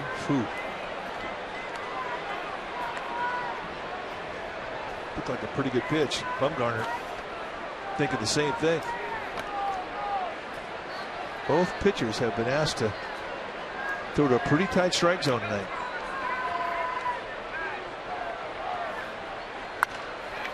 Lined at Torres, and Torres will trap it. And Votto has got a base hit, a 1-out single. Yeah, that was a bullpup. I tell you what, it was a pretty nice play. Once Andres Torres committed to try and catch this ball, there's that real, it's a hard place and a rock place. Yeah, you have to try and keep it in front of you. And he does it nicely. Boy, it's no man's land when you kind of get on a hard line drive like that. If he gets by, it's a triple. But he manages to shorten up the one hop. Doesn't catch it, but he holds it to a single. Nice play.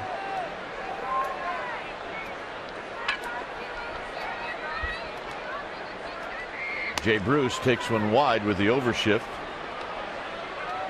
That's right. We all feel like that. And a pretty young lady with a get well wish for Buster Posey. P.S. You rock. The 1-0 to Bruce, and Bruce takes one inside 2-0.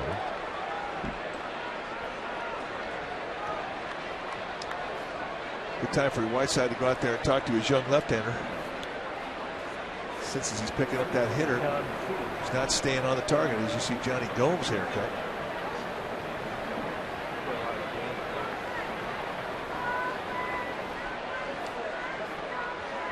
You know, it's pretty simple.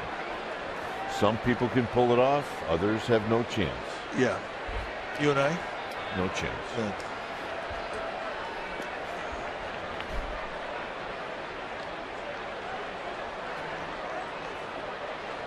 Yamamoto heading down to the bullpen.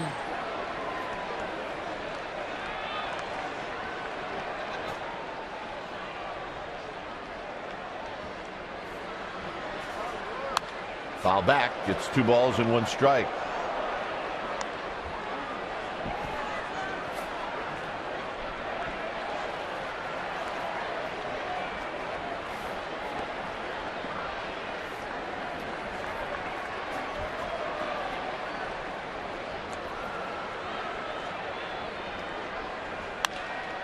Andres Torres is going to get there, and he will put it away. 2 outs for Scott Rowland.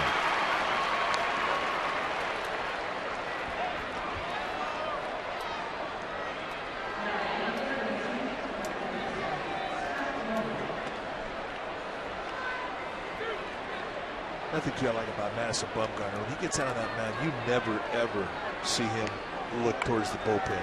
Ever. Now, if this was a couple generations ago where the 100 count, pitch count wasn't that big a deal, he'd have been a complete game throwing machine. As big and as strong as he is.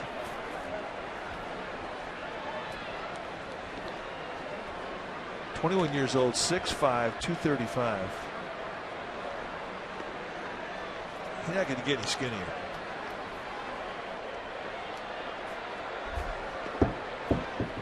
At least that's our experience. Yep.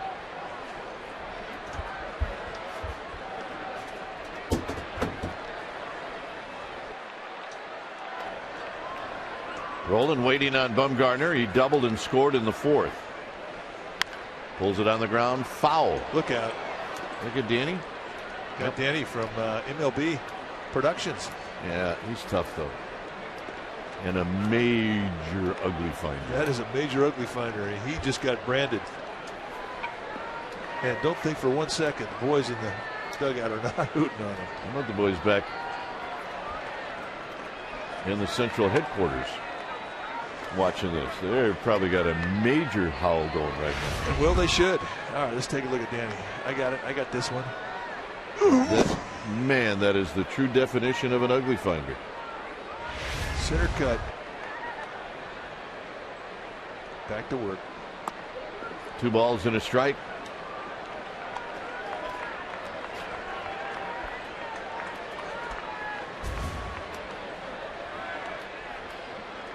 There you see the 100 pitch count for Bumgarner, really the 4th inning, the only time he really went deep into the 20s.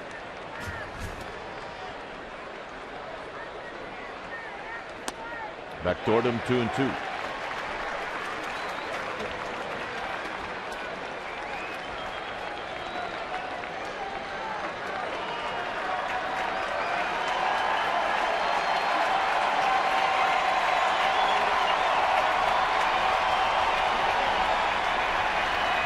Two balls, 2 strikes. Got him. And it did not stay in the glove of Eli Whiteside, so we will reset and do it again. Just barely caught a piece. Good hard slider, and you can see the spin.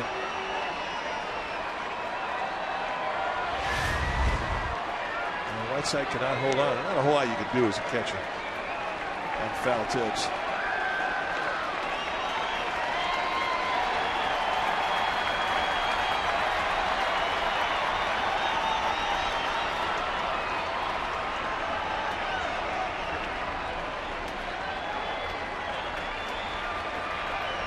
And again, back is Votto. Votto's got 6 steals. He's been caught 4 times.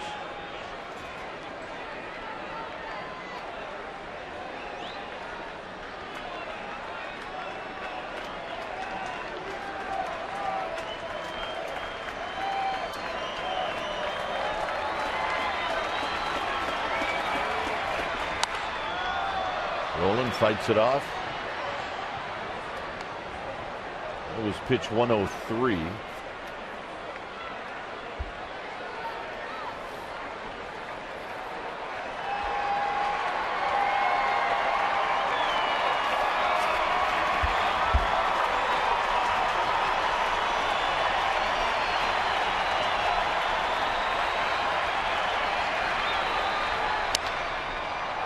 Crawford at short, or Tejada, and it's going to be Tejada, I believe, and that'll end the inning. It'll be Miguel Tejada to lead things off.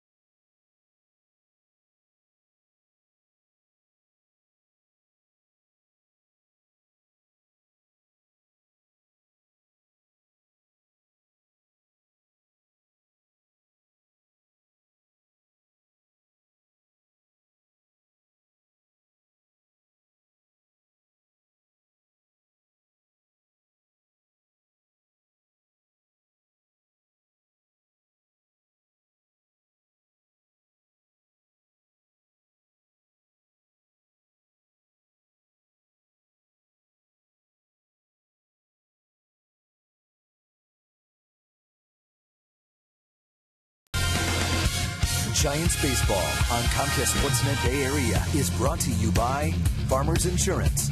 Call 1-800-FARMERS or visit farmers.com to find a local agent. We are insurance. We are farmers.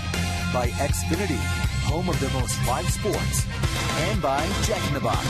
Right now at Jack in the Box, get the new bourbon barbecue steak grilled sandwich at participating restaurants. Here at AT&T Park, it's a 1-0 lead for the Cincinnati Reds, as Tejada will lead things off. Tejada takes a strike. He doubled in the first, and then he struck out in the third.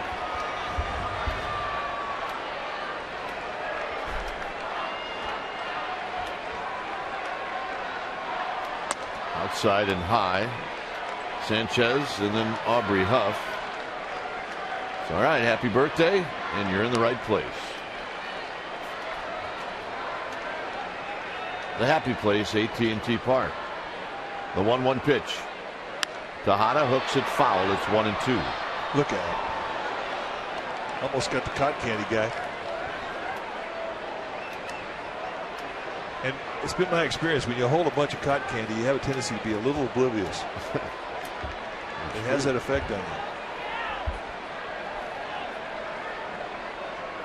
Tejada breaks his bat, and it remains 1-2. Huff the Magic Dragon. Now that's a new one.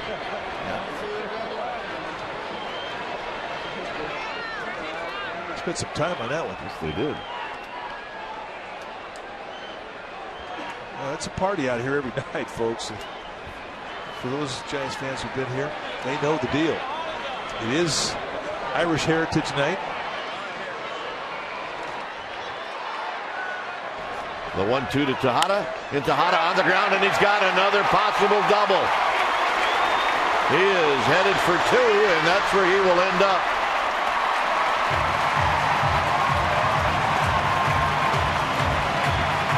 Almost exactly the same hit as he had in the first inning.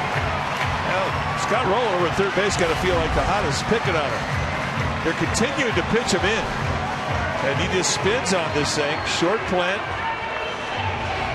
Just throws it right down the third base line. And an easy double. So the Giants get their leadoff man on, and they get him in scoring position. Looks like a hard pitch to hit. Here's Freddie Sanchez. Sanchez singled in the fourth.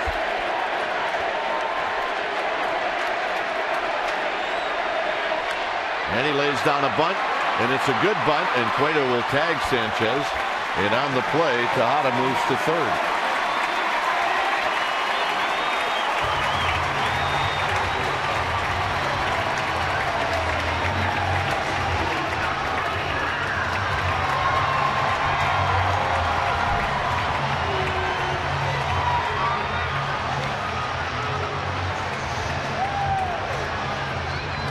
Aubrey Huff walked in the first. He lined a single past Renteria in the fourth.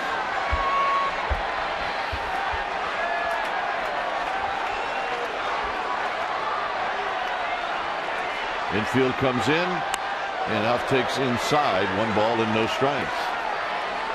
Cueto going right to his hands. First pitch fastball.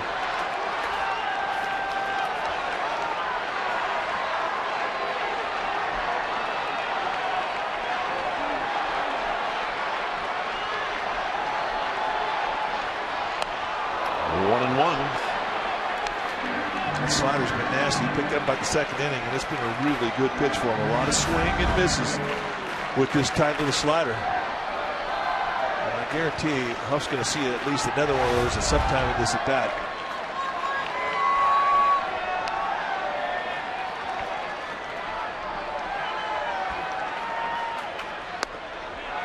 Two and one to Aubrey Huff. Now, Aubrey Huff's a left-handed hitter. He's got some pop in those hands, and I'm looking at where Brandon Phillips, the second baseman for the Reds, is setting up prior to the pitch, and he is way shallow. He'll come in on the grass.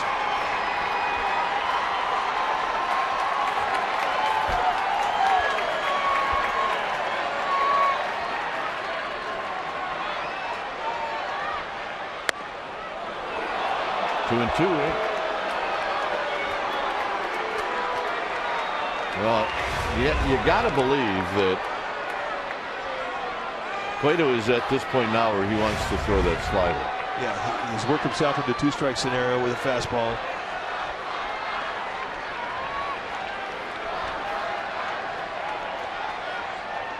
And he got him. Strikeout number 7 for Cueto. So if you find you get that pitch early in the at bat, I mean, you want to save it till you get to a two-strike, and he does just that, a back foot slider. Once he got the second strike with the fastball, this was coming.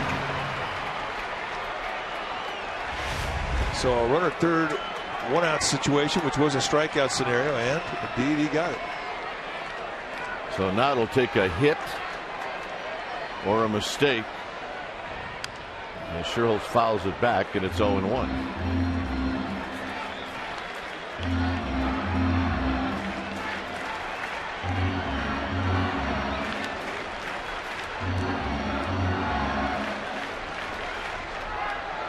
Nate Sherholtz has popped out and he's flied out.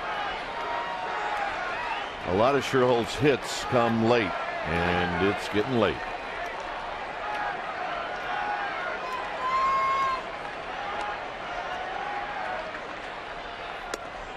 One ball and one strike.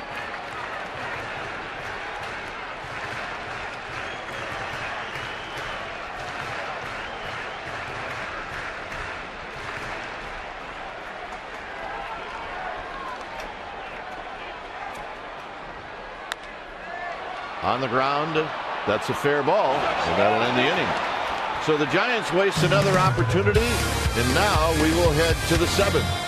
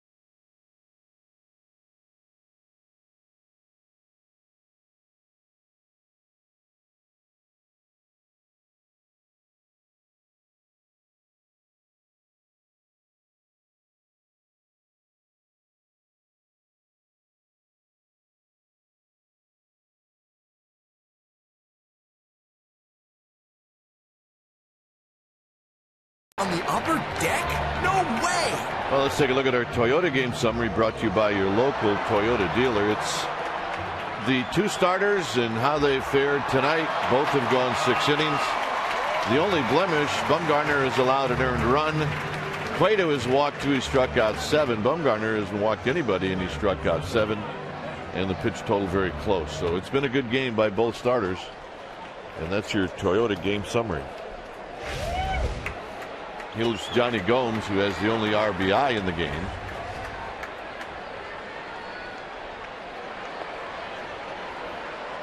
And he takes a strike.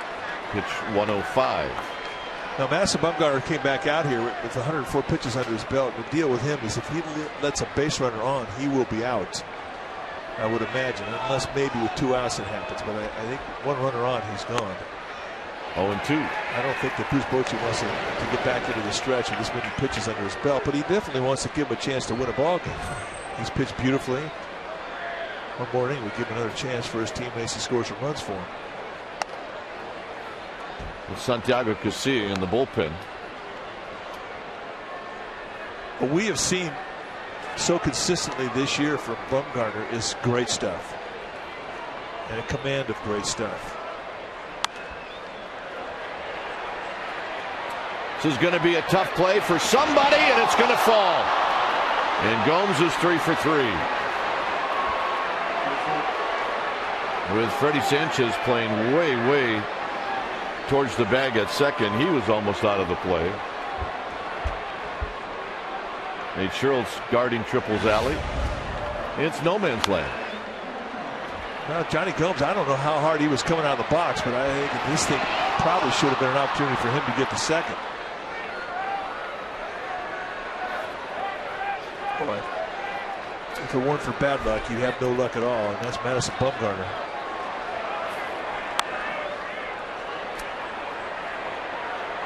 And if he's busting his tail, he's at second base. Renteria is 0 for 2. Well, boy, you're going to give Bumgarner another hitter.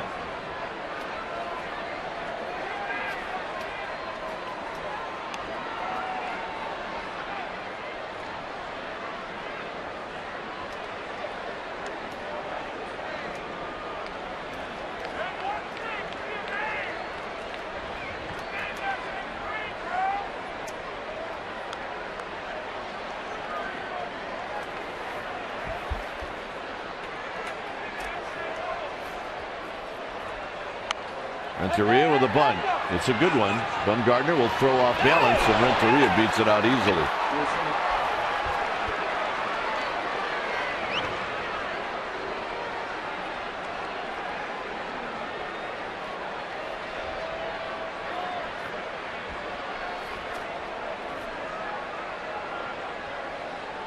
How many times did you see Edgar Renteria do this last year when third baseman would play back on him? He would try and come in with a bunt.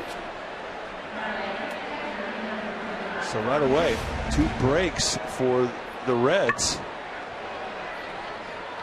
Just a perfect bunt. Not much that Bumgarner could do, despite a pretty good effort. All right, let's go to Amy G. Amy?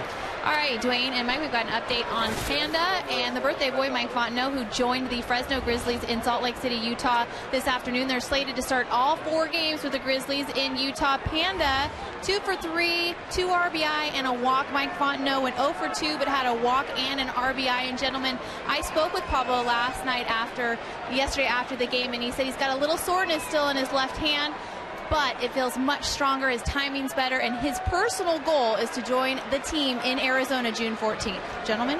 All right. So good news on Pablo Sandoval as Ramon Hernandez stands in. Hernandez has doubled and he struck out. And a breaking ball for a strike, and it's 0-1.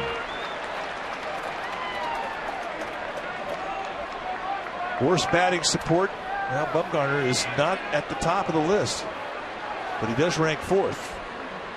All 5 of those guys could sue for lack of support. Tejada, he will step on third. He will throw to first. Double play.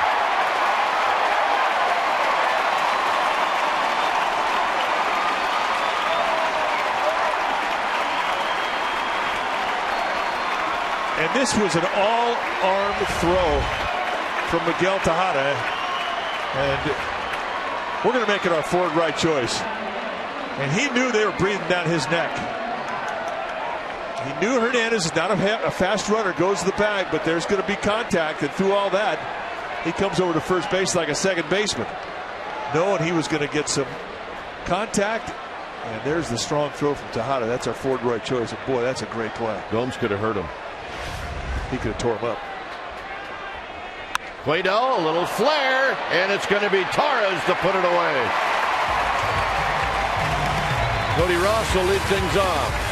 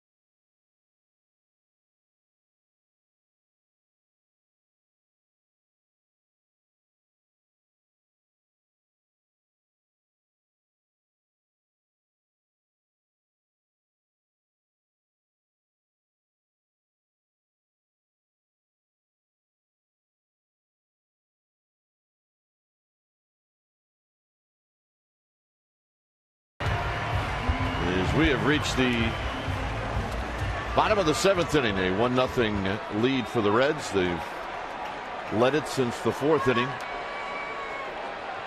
It'll be Ross, Crawford, and Whiteside.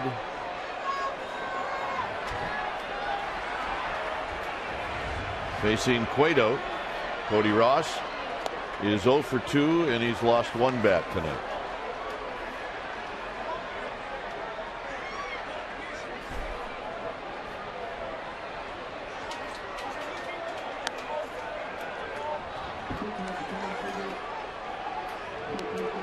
Dave Righetti talking it over with Madison Bumgarner, and they have to be talking about the great job of pitching that he did tonight.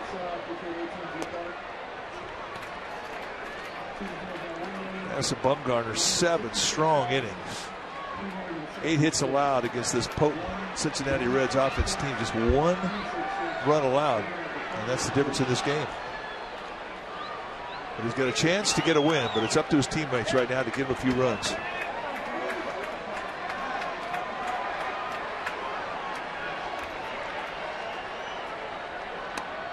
Two and 2 on the breaking ball to Cody Ross. So 100 pitches now for Cueto.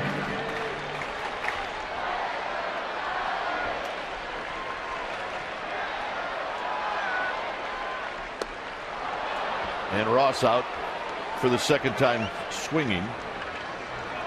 A strikeout for Cueto. Tonight, 41,106. That's the 28th consecutive sellout this season. Or, put it another way, just every game this year in this park has been a sellout. This year's Brandon Crawford.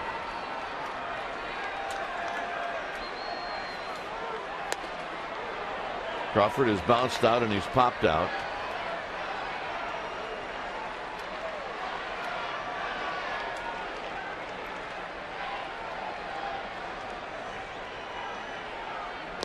And he takes low.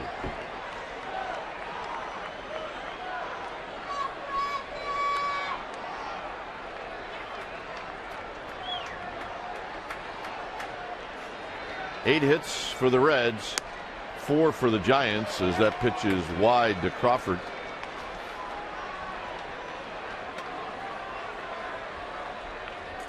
The Giants on this homestand have lost twice, both by the same score, and that's 2-1. Crawford on the ground to Votto, and that'll end the inning.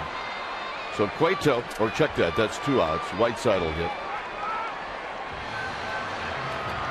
The Giants lost on Saturday 2-1, and then on Tuesday 2-1. There's Trey Clark, Will Sons Jr., the Giants bat boy tonight.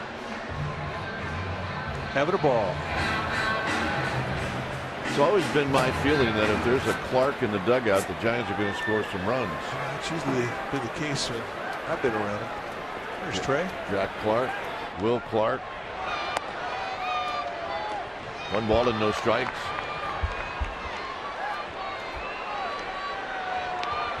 If Whiteside were to reach, Pat Burrell would hit.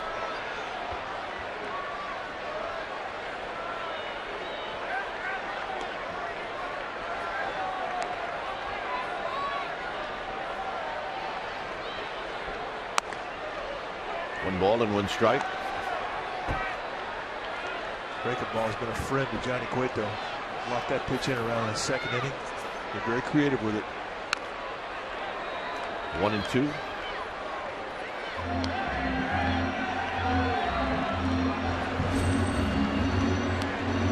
Santiago Casilla and Sergio Romo starting to get greased up. Casilla's ready to go.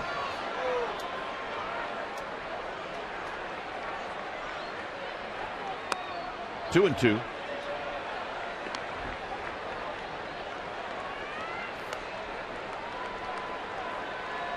This will be pitch 110 coming up. We're watching.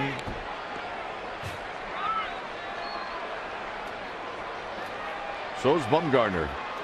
Here's the 2-2 offering. And it's hit slowly back to Cueto, who's got it. And that'll end the inning. We will head to the 8th, 1-0 Reds.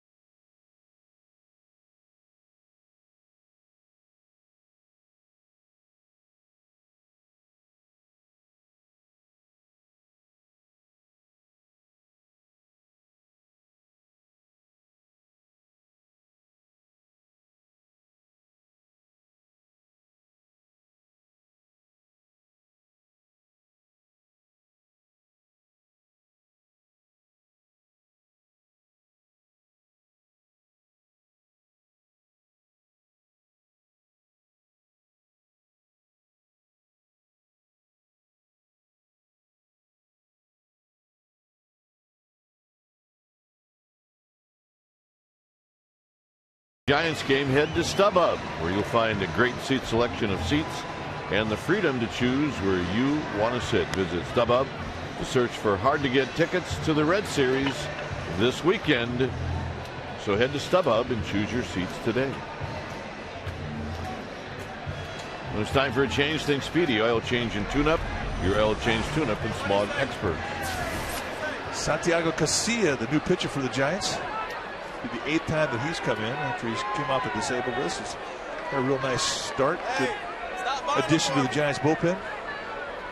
7 base runners in 5 2/3. He has owned right-handers.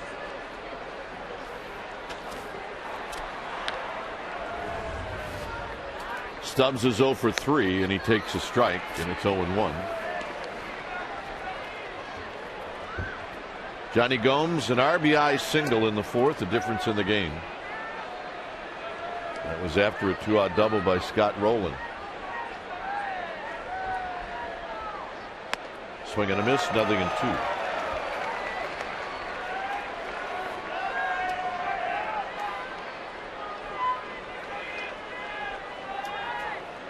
Rockies beat the Dodgers tonight. Dodgers had a 7-2 lead against Colorado. That game just ended, but the Rockies came back. They win 9-7. Stubbs fouls it out of play. Who were you rooting for in that game? I was rooting for a 1-1 game to go a long time. A 28-inning game? Yeah. Make some history. You see the Diamondbacks victorious 2-0 over Pittsburgh, and there's the Dodger Rocky score.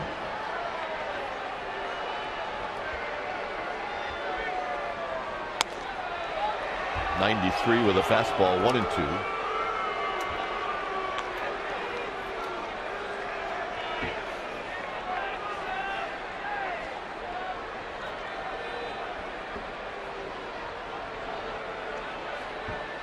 Phillips to follow.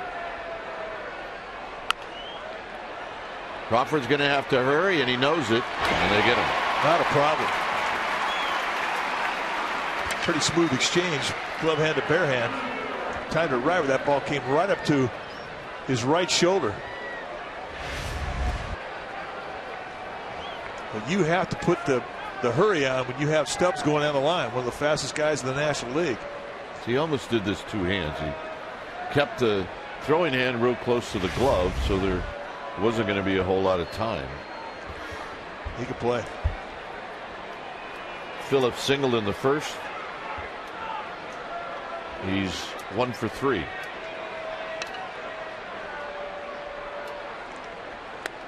No balls and 1 strike.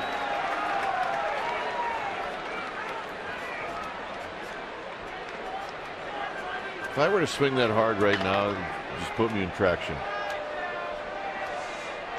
Well, I'm serious. I mean, this guy just lets it go. He does slash. 0-2. Good, quick breaking ball that he followed. You throw a pitch like that guy, like that pitch that Casilla just threw. If you throw a pitch like that, you figure you could get that guy in the same pitch. Same location. Maybe stretch it. It's a little bit wider.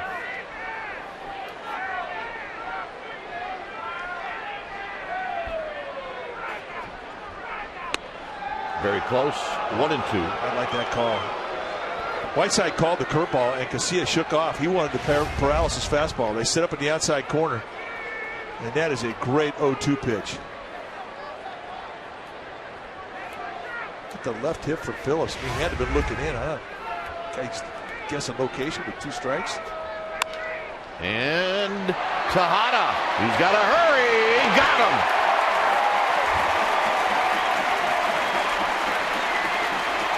Nice play, Miguel Tejada.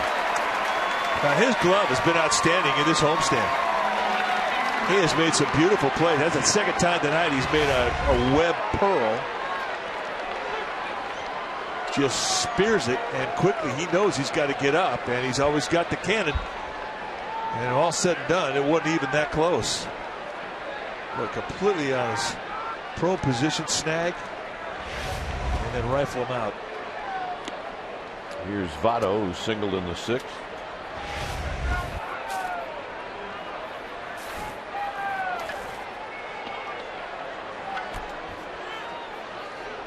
Santiago Casilla appreciates that effort from Miguel Tejada.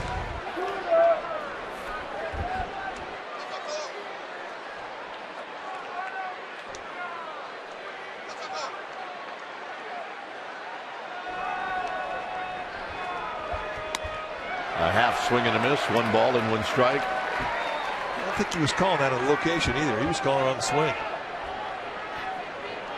Good 2-seam fastball thrown by Casilla.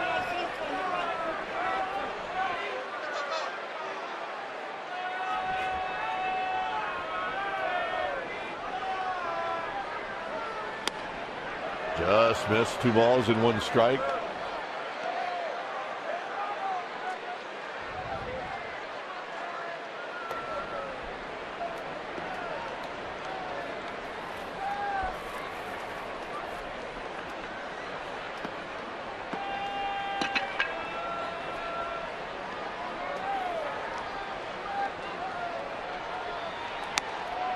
And he got the outside corner. It's 2-2. Backdoored him with a big, slow curveball.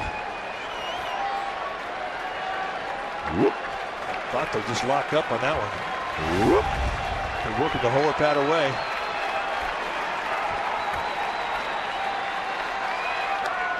Oh, great pitch. Great pitch, just did not get it. Let's see Welke tell Casilla to get back on the mound. Well, umpires don't like this. I mean, that's a pitch that, if you're a pitcher, you think you made, you think you should get. And look at Bruce Bochy. No, this better be a pretty good pitch. To Votto. And he hooks it down the right field line. And Votto will dig for 2. Scherholtz's throw will be late, and it's a double.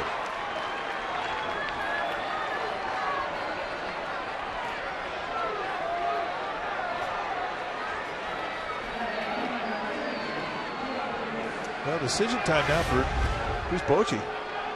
See the 3-2 curveball. Drops in that strike zone, and Votto, see how still his head stays. Very calm. His eyes do not move.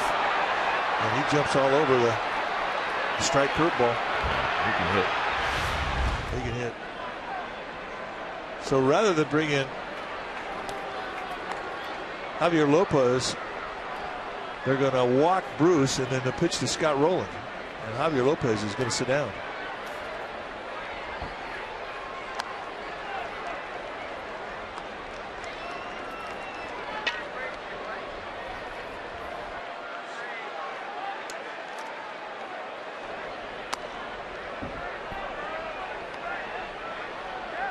Roland doubled in the fourth. He's 1 for 3.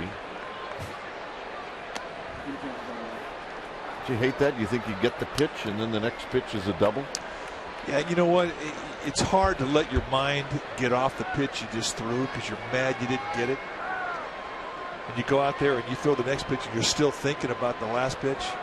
And that's really hard. I mean, you got to clean the slate. And it's very, very hard, especially in a 1-0 ball game when you know every pitch means so much. The old faithful heading down to the Giants bullpen. Guillermo Mota.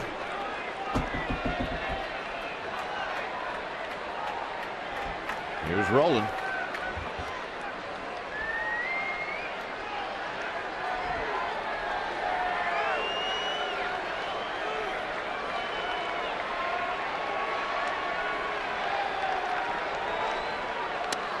Inside, 1 ball and no strikes.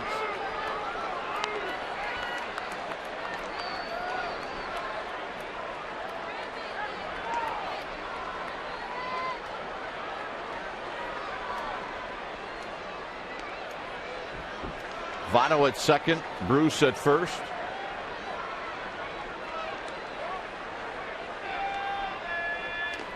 Nice play by Eli Whiteside. And it's 2-0.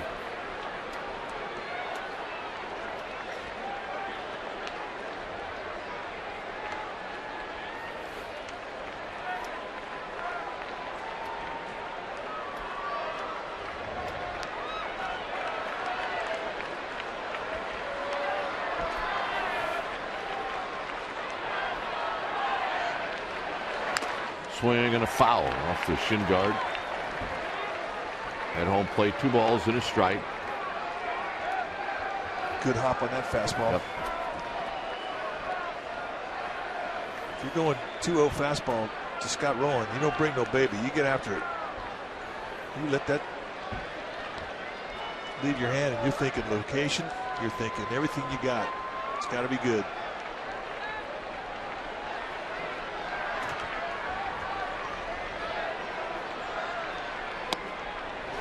Three and one.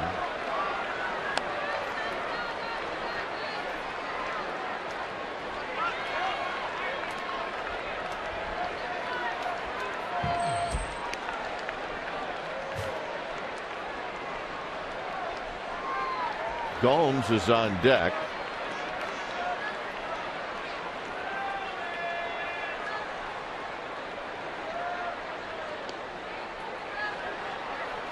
At second, Votto.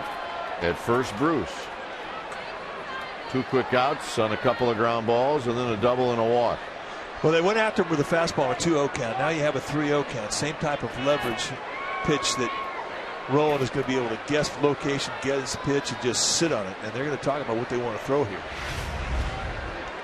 This is the 2-2 pitch to Joey Votto that Santiago Casilla thought was inning-ending strikeout. See you later. And now he's pitching for his life.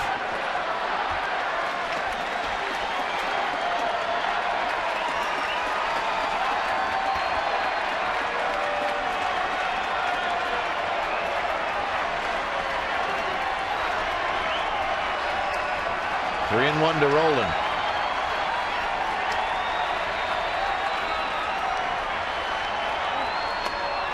And they're loaded.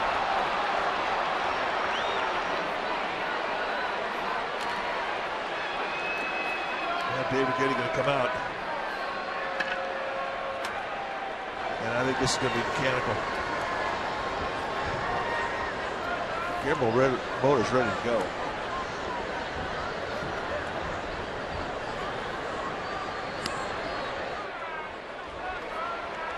If he senses that he's aiming the ball, and that's why he's out of the strike zone, he'll remind him about that. Just throw back the basic throwing skills. Get a guy's concentration back to the glove. Get it back on a pitch. But this strike one is going to be a big pitch. And Gomes will definitely be laying in the bushes for it.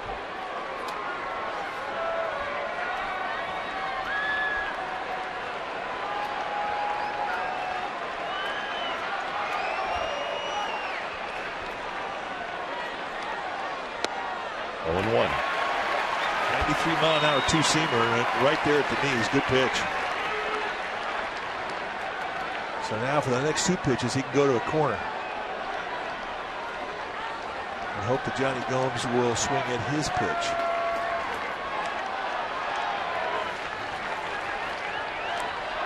And that gets away from Eli Whiteside. He can't find it, and it's a run for the Reds.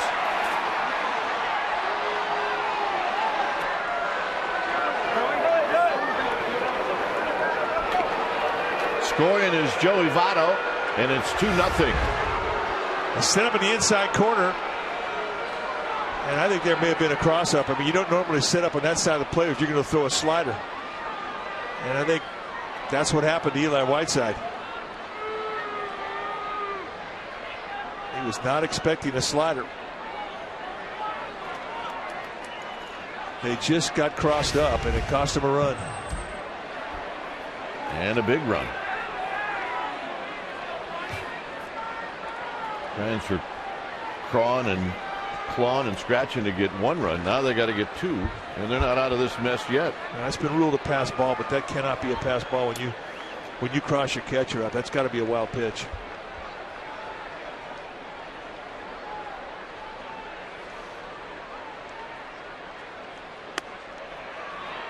One and two. And again, he walked off, and you can see the frustration of Casilla. And that last pitch would have been a pitcher strike if it was called. And I think the 2-2 pitch to Joey Votto was a whole lot better than this last one, but you definitely can sense the frustration.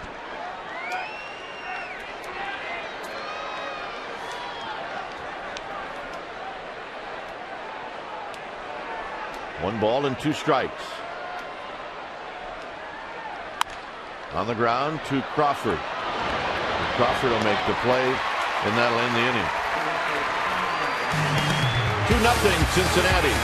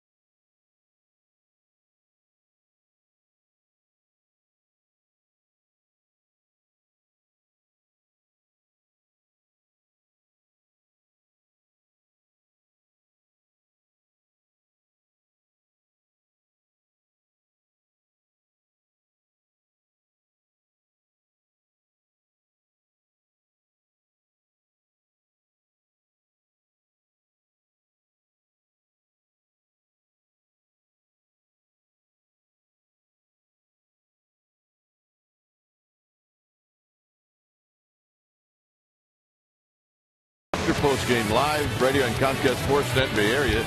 It'll be Damon Andrews and Brody Brazil. Reaction about this game in the clubhouse. You get the full coverage on the A's managerial change, and why was Brian Wilson at Victoria's Secret? So you're going to have to watch to find out.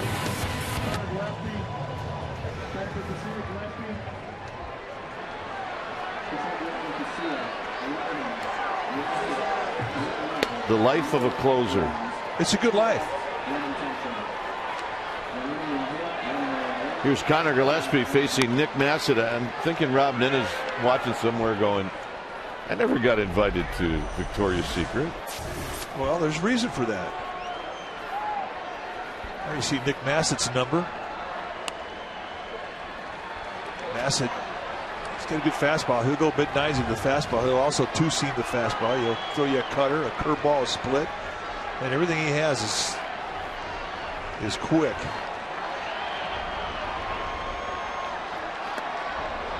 Swing and a miss by Gillespie. It's 1-2. Good changeup.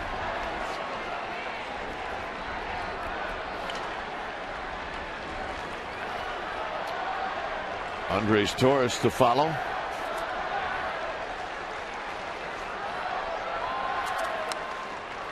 Ooh.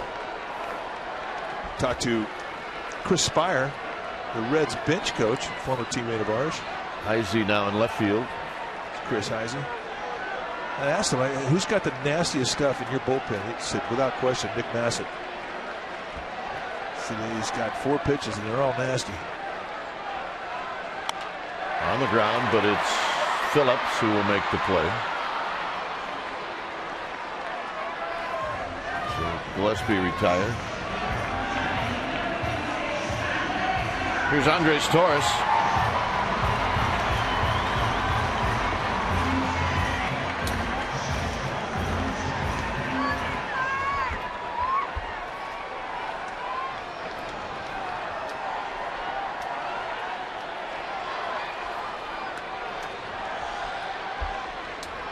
Torres is 0 for 2.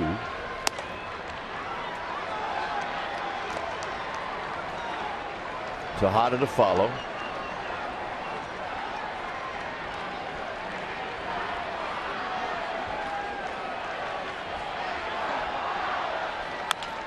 On the ground, it'll be Phillips, this time to his left, 2 outs. When you hit to the right side of the infield for the Reds, I mean, you're looking at one of the premier second baseman of the game in regards to range. And Brandon Phillips' range is exceptional. Gold Glove second baseman. But it's amazing as to how far left and right he can go.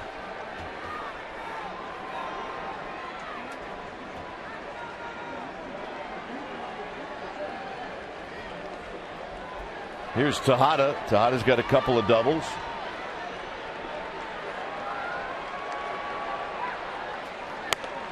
Taking all the way, and he takes a strike.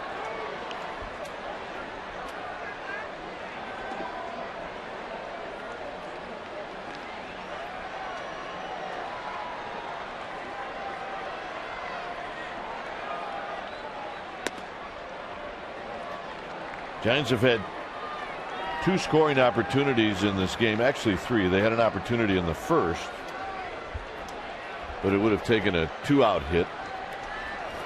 They've had 2 opportunities where they've had a runner at third with less than 2 outs. Tejada swings and misses 1 and 2. And they haven't been able to cash in. Cody Ross struck out in the 4th. Aubrey Huff struck out in the 6th.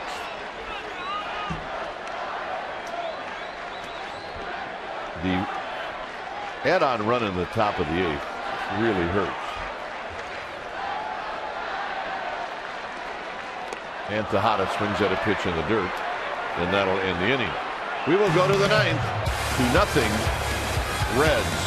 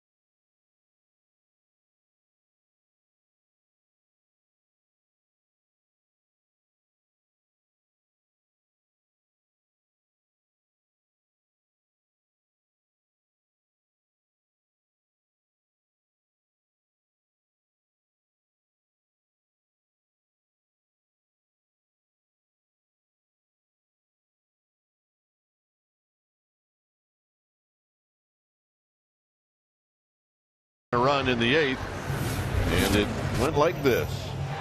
Well, it started off at a 2-2 fastball that Santiago Casilla thought he made. Didn't get it. It goes to a 3-2 count. Then he puts a breaking ball in the strike zone, and Votto rakes it. Then with the bases loaded, a cross-up. Eli Whiteside was looking for a fastball in, got a slider away, and it cost the Giants a run. And that has been a big add-on run as the score now goes to 2-0. When it's time for a change, think Speedy Oil Change and Tune-Up. Your oil change tune-up and smog experts. Guillermo Mota. 22nd time that he has come in for Bruce Bochy. Very solid first half. And a lot of strikeouts. Say who hits it better, righties or lefties? About the same. Oh, reliable. Edgar Renteria bunted his way on in the 7th. 1 ball and no strikes.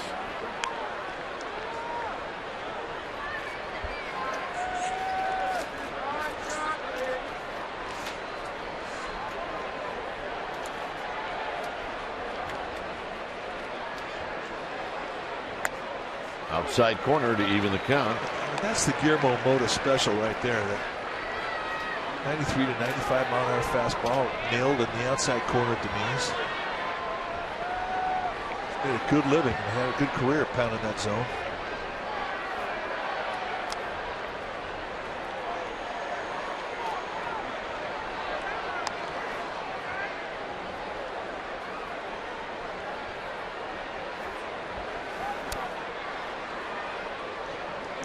Two and 1 to Edgar Renteria, 9th inning.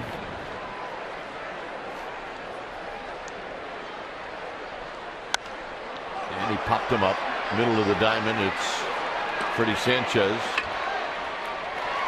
1 out. There's Dusty's son, Darren. Yeah, he's gotten tall. Remember back in 2002, a World Series, the bat boy went out to pick up a bat, and here comes JT Snow, who pulled him to safety. Benji was right there with him. One of the lasting images from that 2002 World Series. Was it ever? Here's Ramon Hernandez. There's a breaking ball for a strike, and it's 0-1.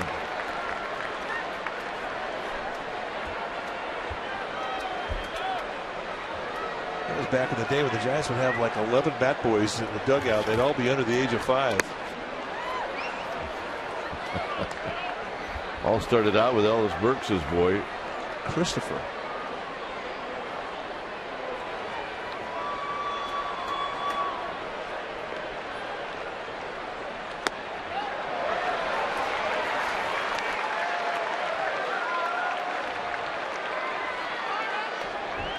Sean Dunstan's son, Sean Jr., who just got drafted. He was also one of those little guys running around. Sean Dunston Jr. drafted by the same team that drafted his old man, the Chicago Cubs. Hernandez out looking, 2 outs. Here's Heisey. Well, you know what Hernandez is thinking? He's thinking this guy doesn't throw inside fastballs ever. Whoop. Oh yeah, he does. Grab some pine meat. And he committed to it. Nice finish on that pitch from Mota.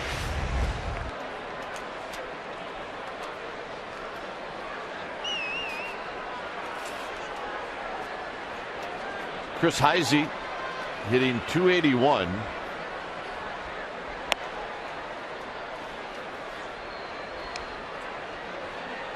Giants in the bottom of the 9th. They will have Sanchez, Huff, and Sherholtz.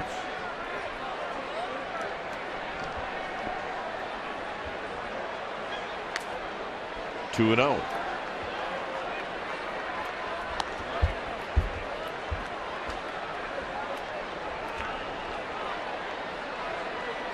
It'll be Ryan Vogelsong tomorrow night.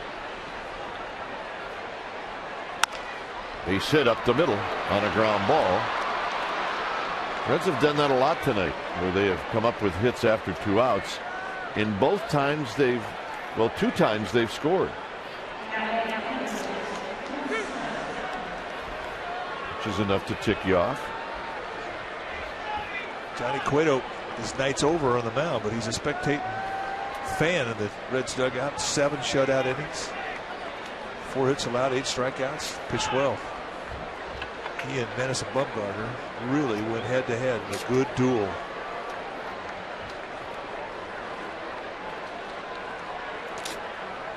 Here's Drew Stubbs.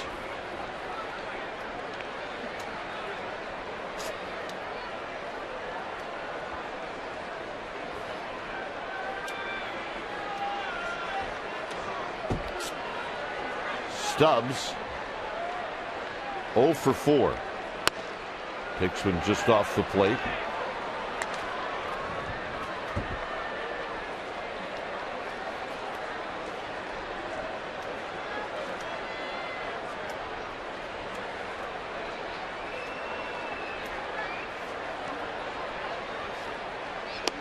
And off the plate again. 2 balls and no strikes.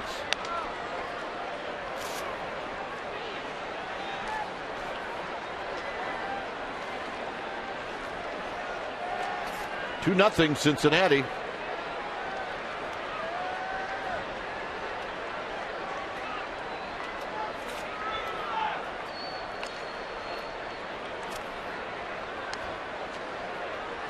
That's Cordero down in the bullpen.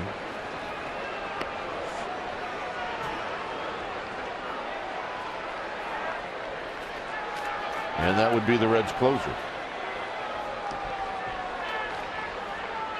The 2-0 pitch. And now timeout is called.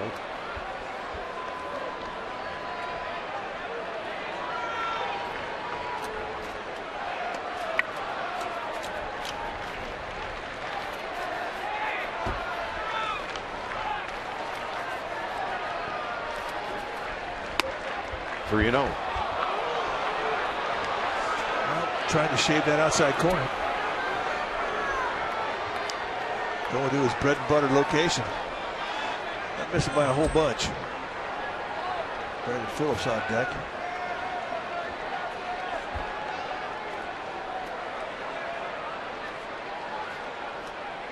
Foul back. Stubbs had the green light. Now, he's got power. I mean, he's got 9 home runs for a leadoff hitter with great speed. I mean, that's a commodity. And what is Dusty Baker's philosophy? We know it well. Is get one good pitch to hit. And he believes in the 3-0. Dusty was a very, very good hitting instructor before he became a manager.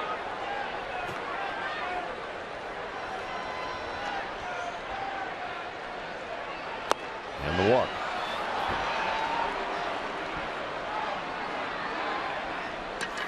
Again, 2-out stuff happening. Now, and Javier Lopez is up throwing again, and he's thinking about one guy. If the inning gets to Joey Votto, he will be in this game.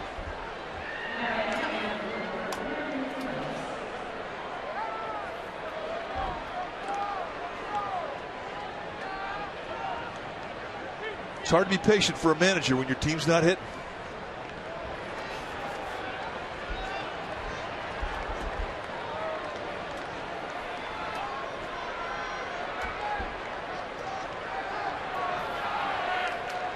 Phillips 1 for 4.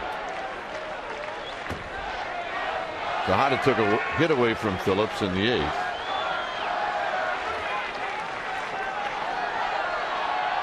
Outside 1-0.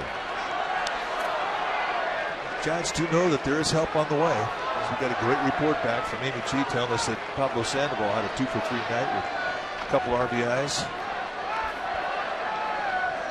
So he's scheduled to be in Salt Lake City this weekend, and then I would imagine sometime on the next road trip that Giants might see Pablo back in uniform here at the big league level. 2-0.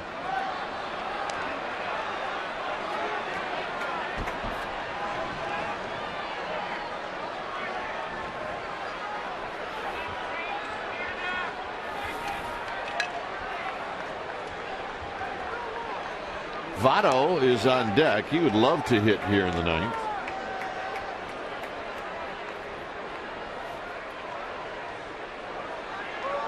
It is a slow pace when Mota gets base runners on. Foul back. Two balls and a strike.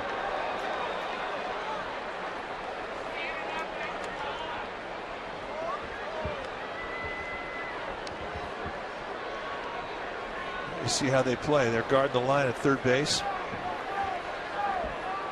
And they're giving the line in right field. Pretty standard set by the outfielder here at right field.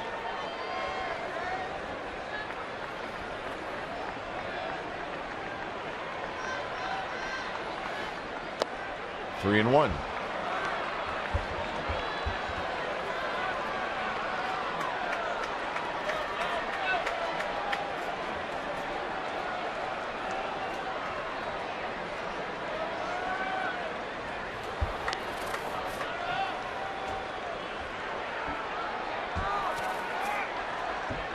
And this is all by design, by the way he slows it down, though.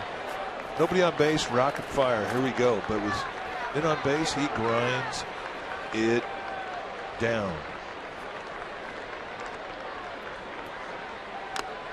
3 and 2. And the reason for it, if you get a hit up there, especially with runners in score position, guys get a little antsy. The longer they wait, the more likely they are to leave the strike zone and chase. Here's a 3-run slider.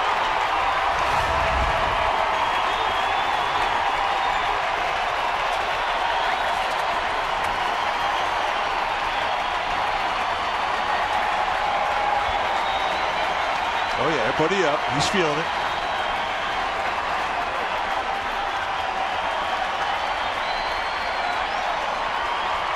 Runners will be on the move. And Phillips fouls it at home plate. And we will reset and do it again.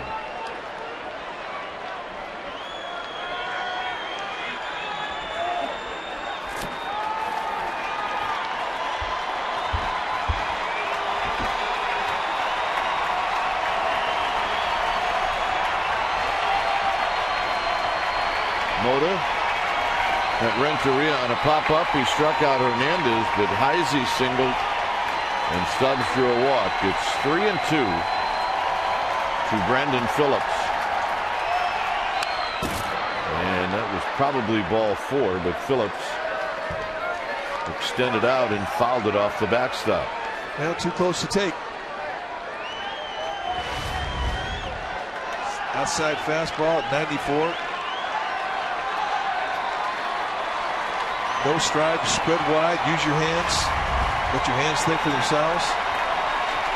And he was on it.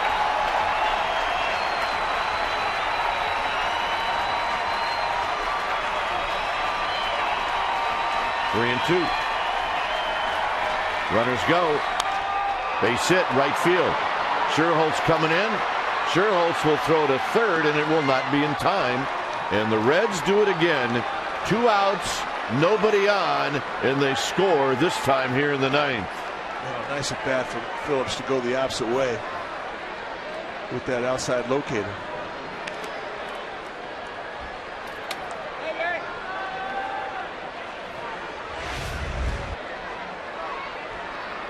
Got a little height to that slider, and in that protect mode, he's just spread wide, using his hands, let the ball get deep, going the opposite way, the way you're taught. He beats the location.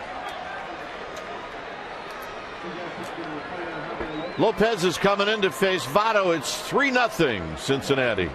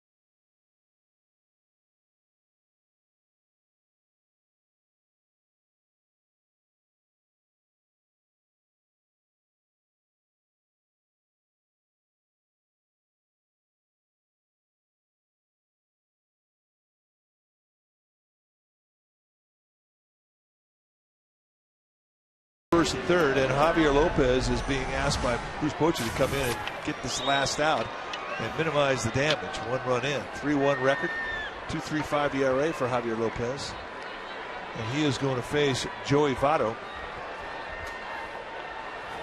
And these two have a chance to see each other a whole bunch this weekend.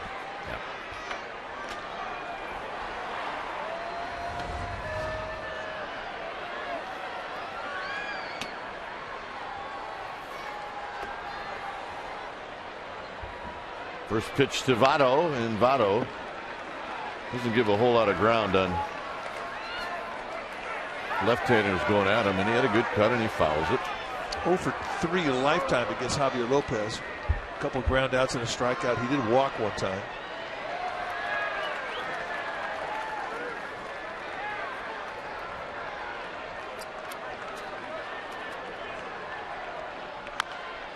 Huff right by the bag, and that'll end the inning.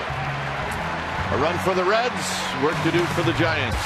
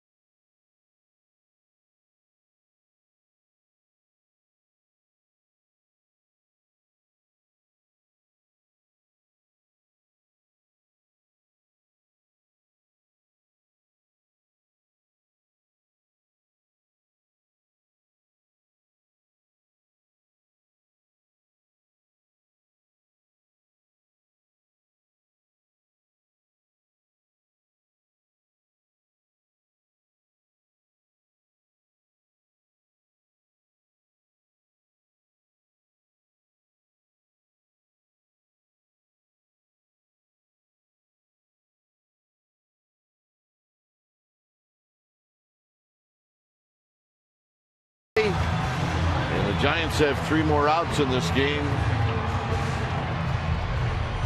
Try to tie it or to go home.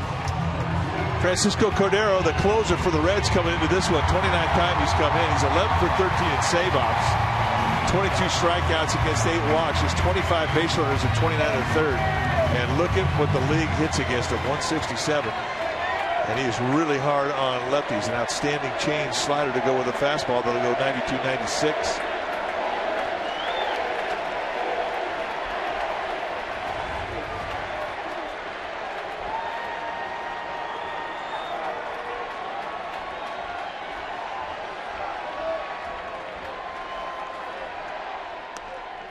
Strike to Sanchez, who's 1 for 3 in the game. Paul Janisch is now at short.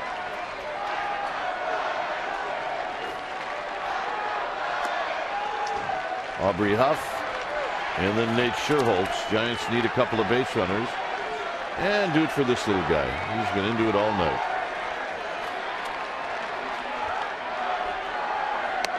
One and two. Good hard slider. Sanchez 1 for 7 lifetime. That one hit a double. He has walked 3 times, so he knows it. Slowly to Phillips, who will make the play. 1 out. And here's Aubrey Huff.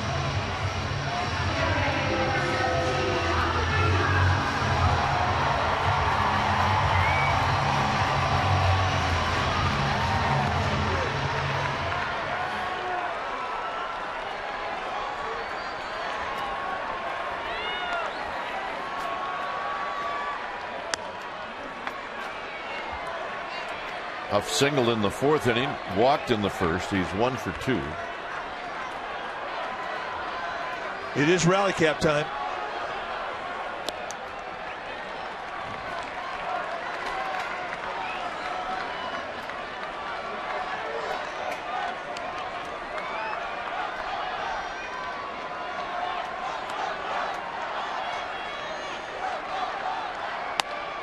Right down Broadway, 2 balls and a strike.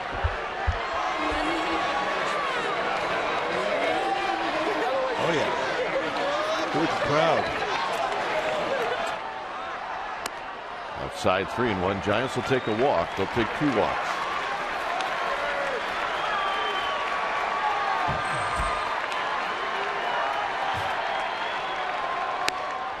Three and 2.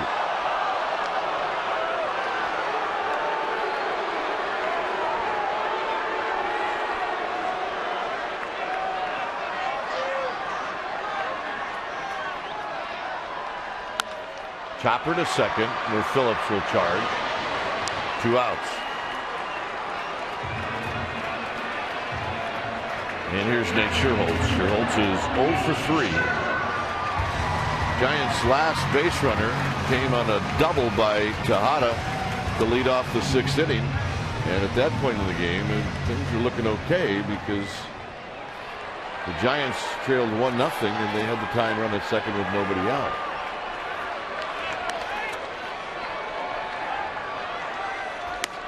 Strike to Sherholtz, who is taking all the way, and it's 0-1. Hits have been hard to find tonight. Cincinnati Reds have really throwing some arms at the Giants.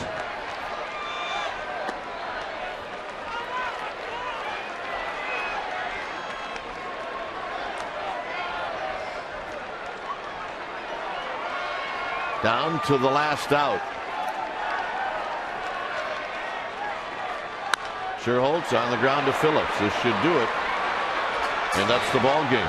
So 3 ground balls here in the 9th, and the Giants go very quietly, and they lose game 1 of this 4-game series. And tonight it was a case of too much Cueto, a couple of missed opportunities, and another tough luck outing for Madison Bumgarner.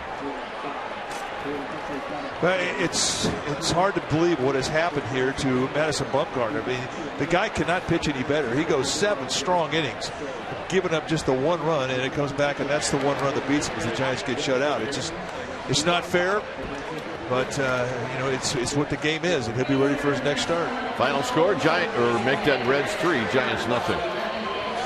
Esurance Giants postgame live with interviews, and the wrap is coming up. But first, let's go to the Sportsnet Central studio for an update.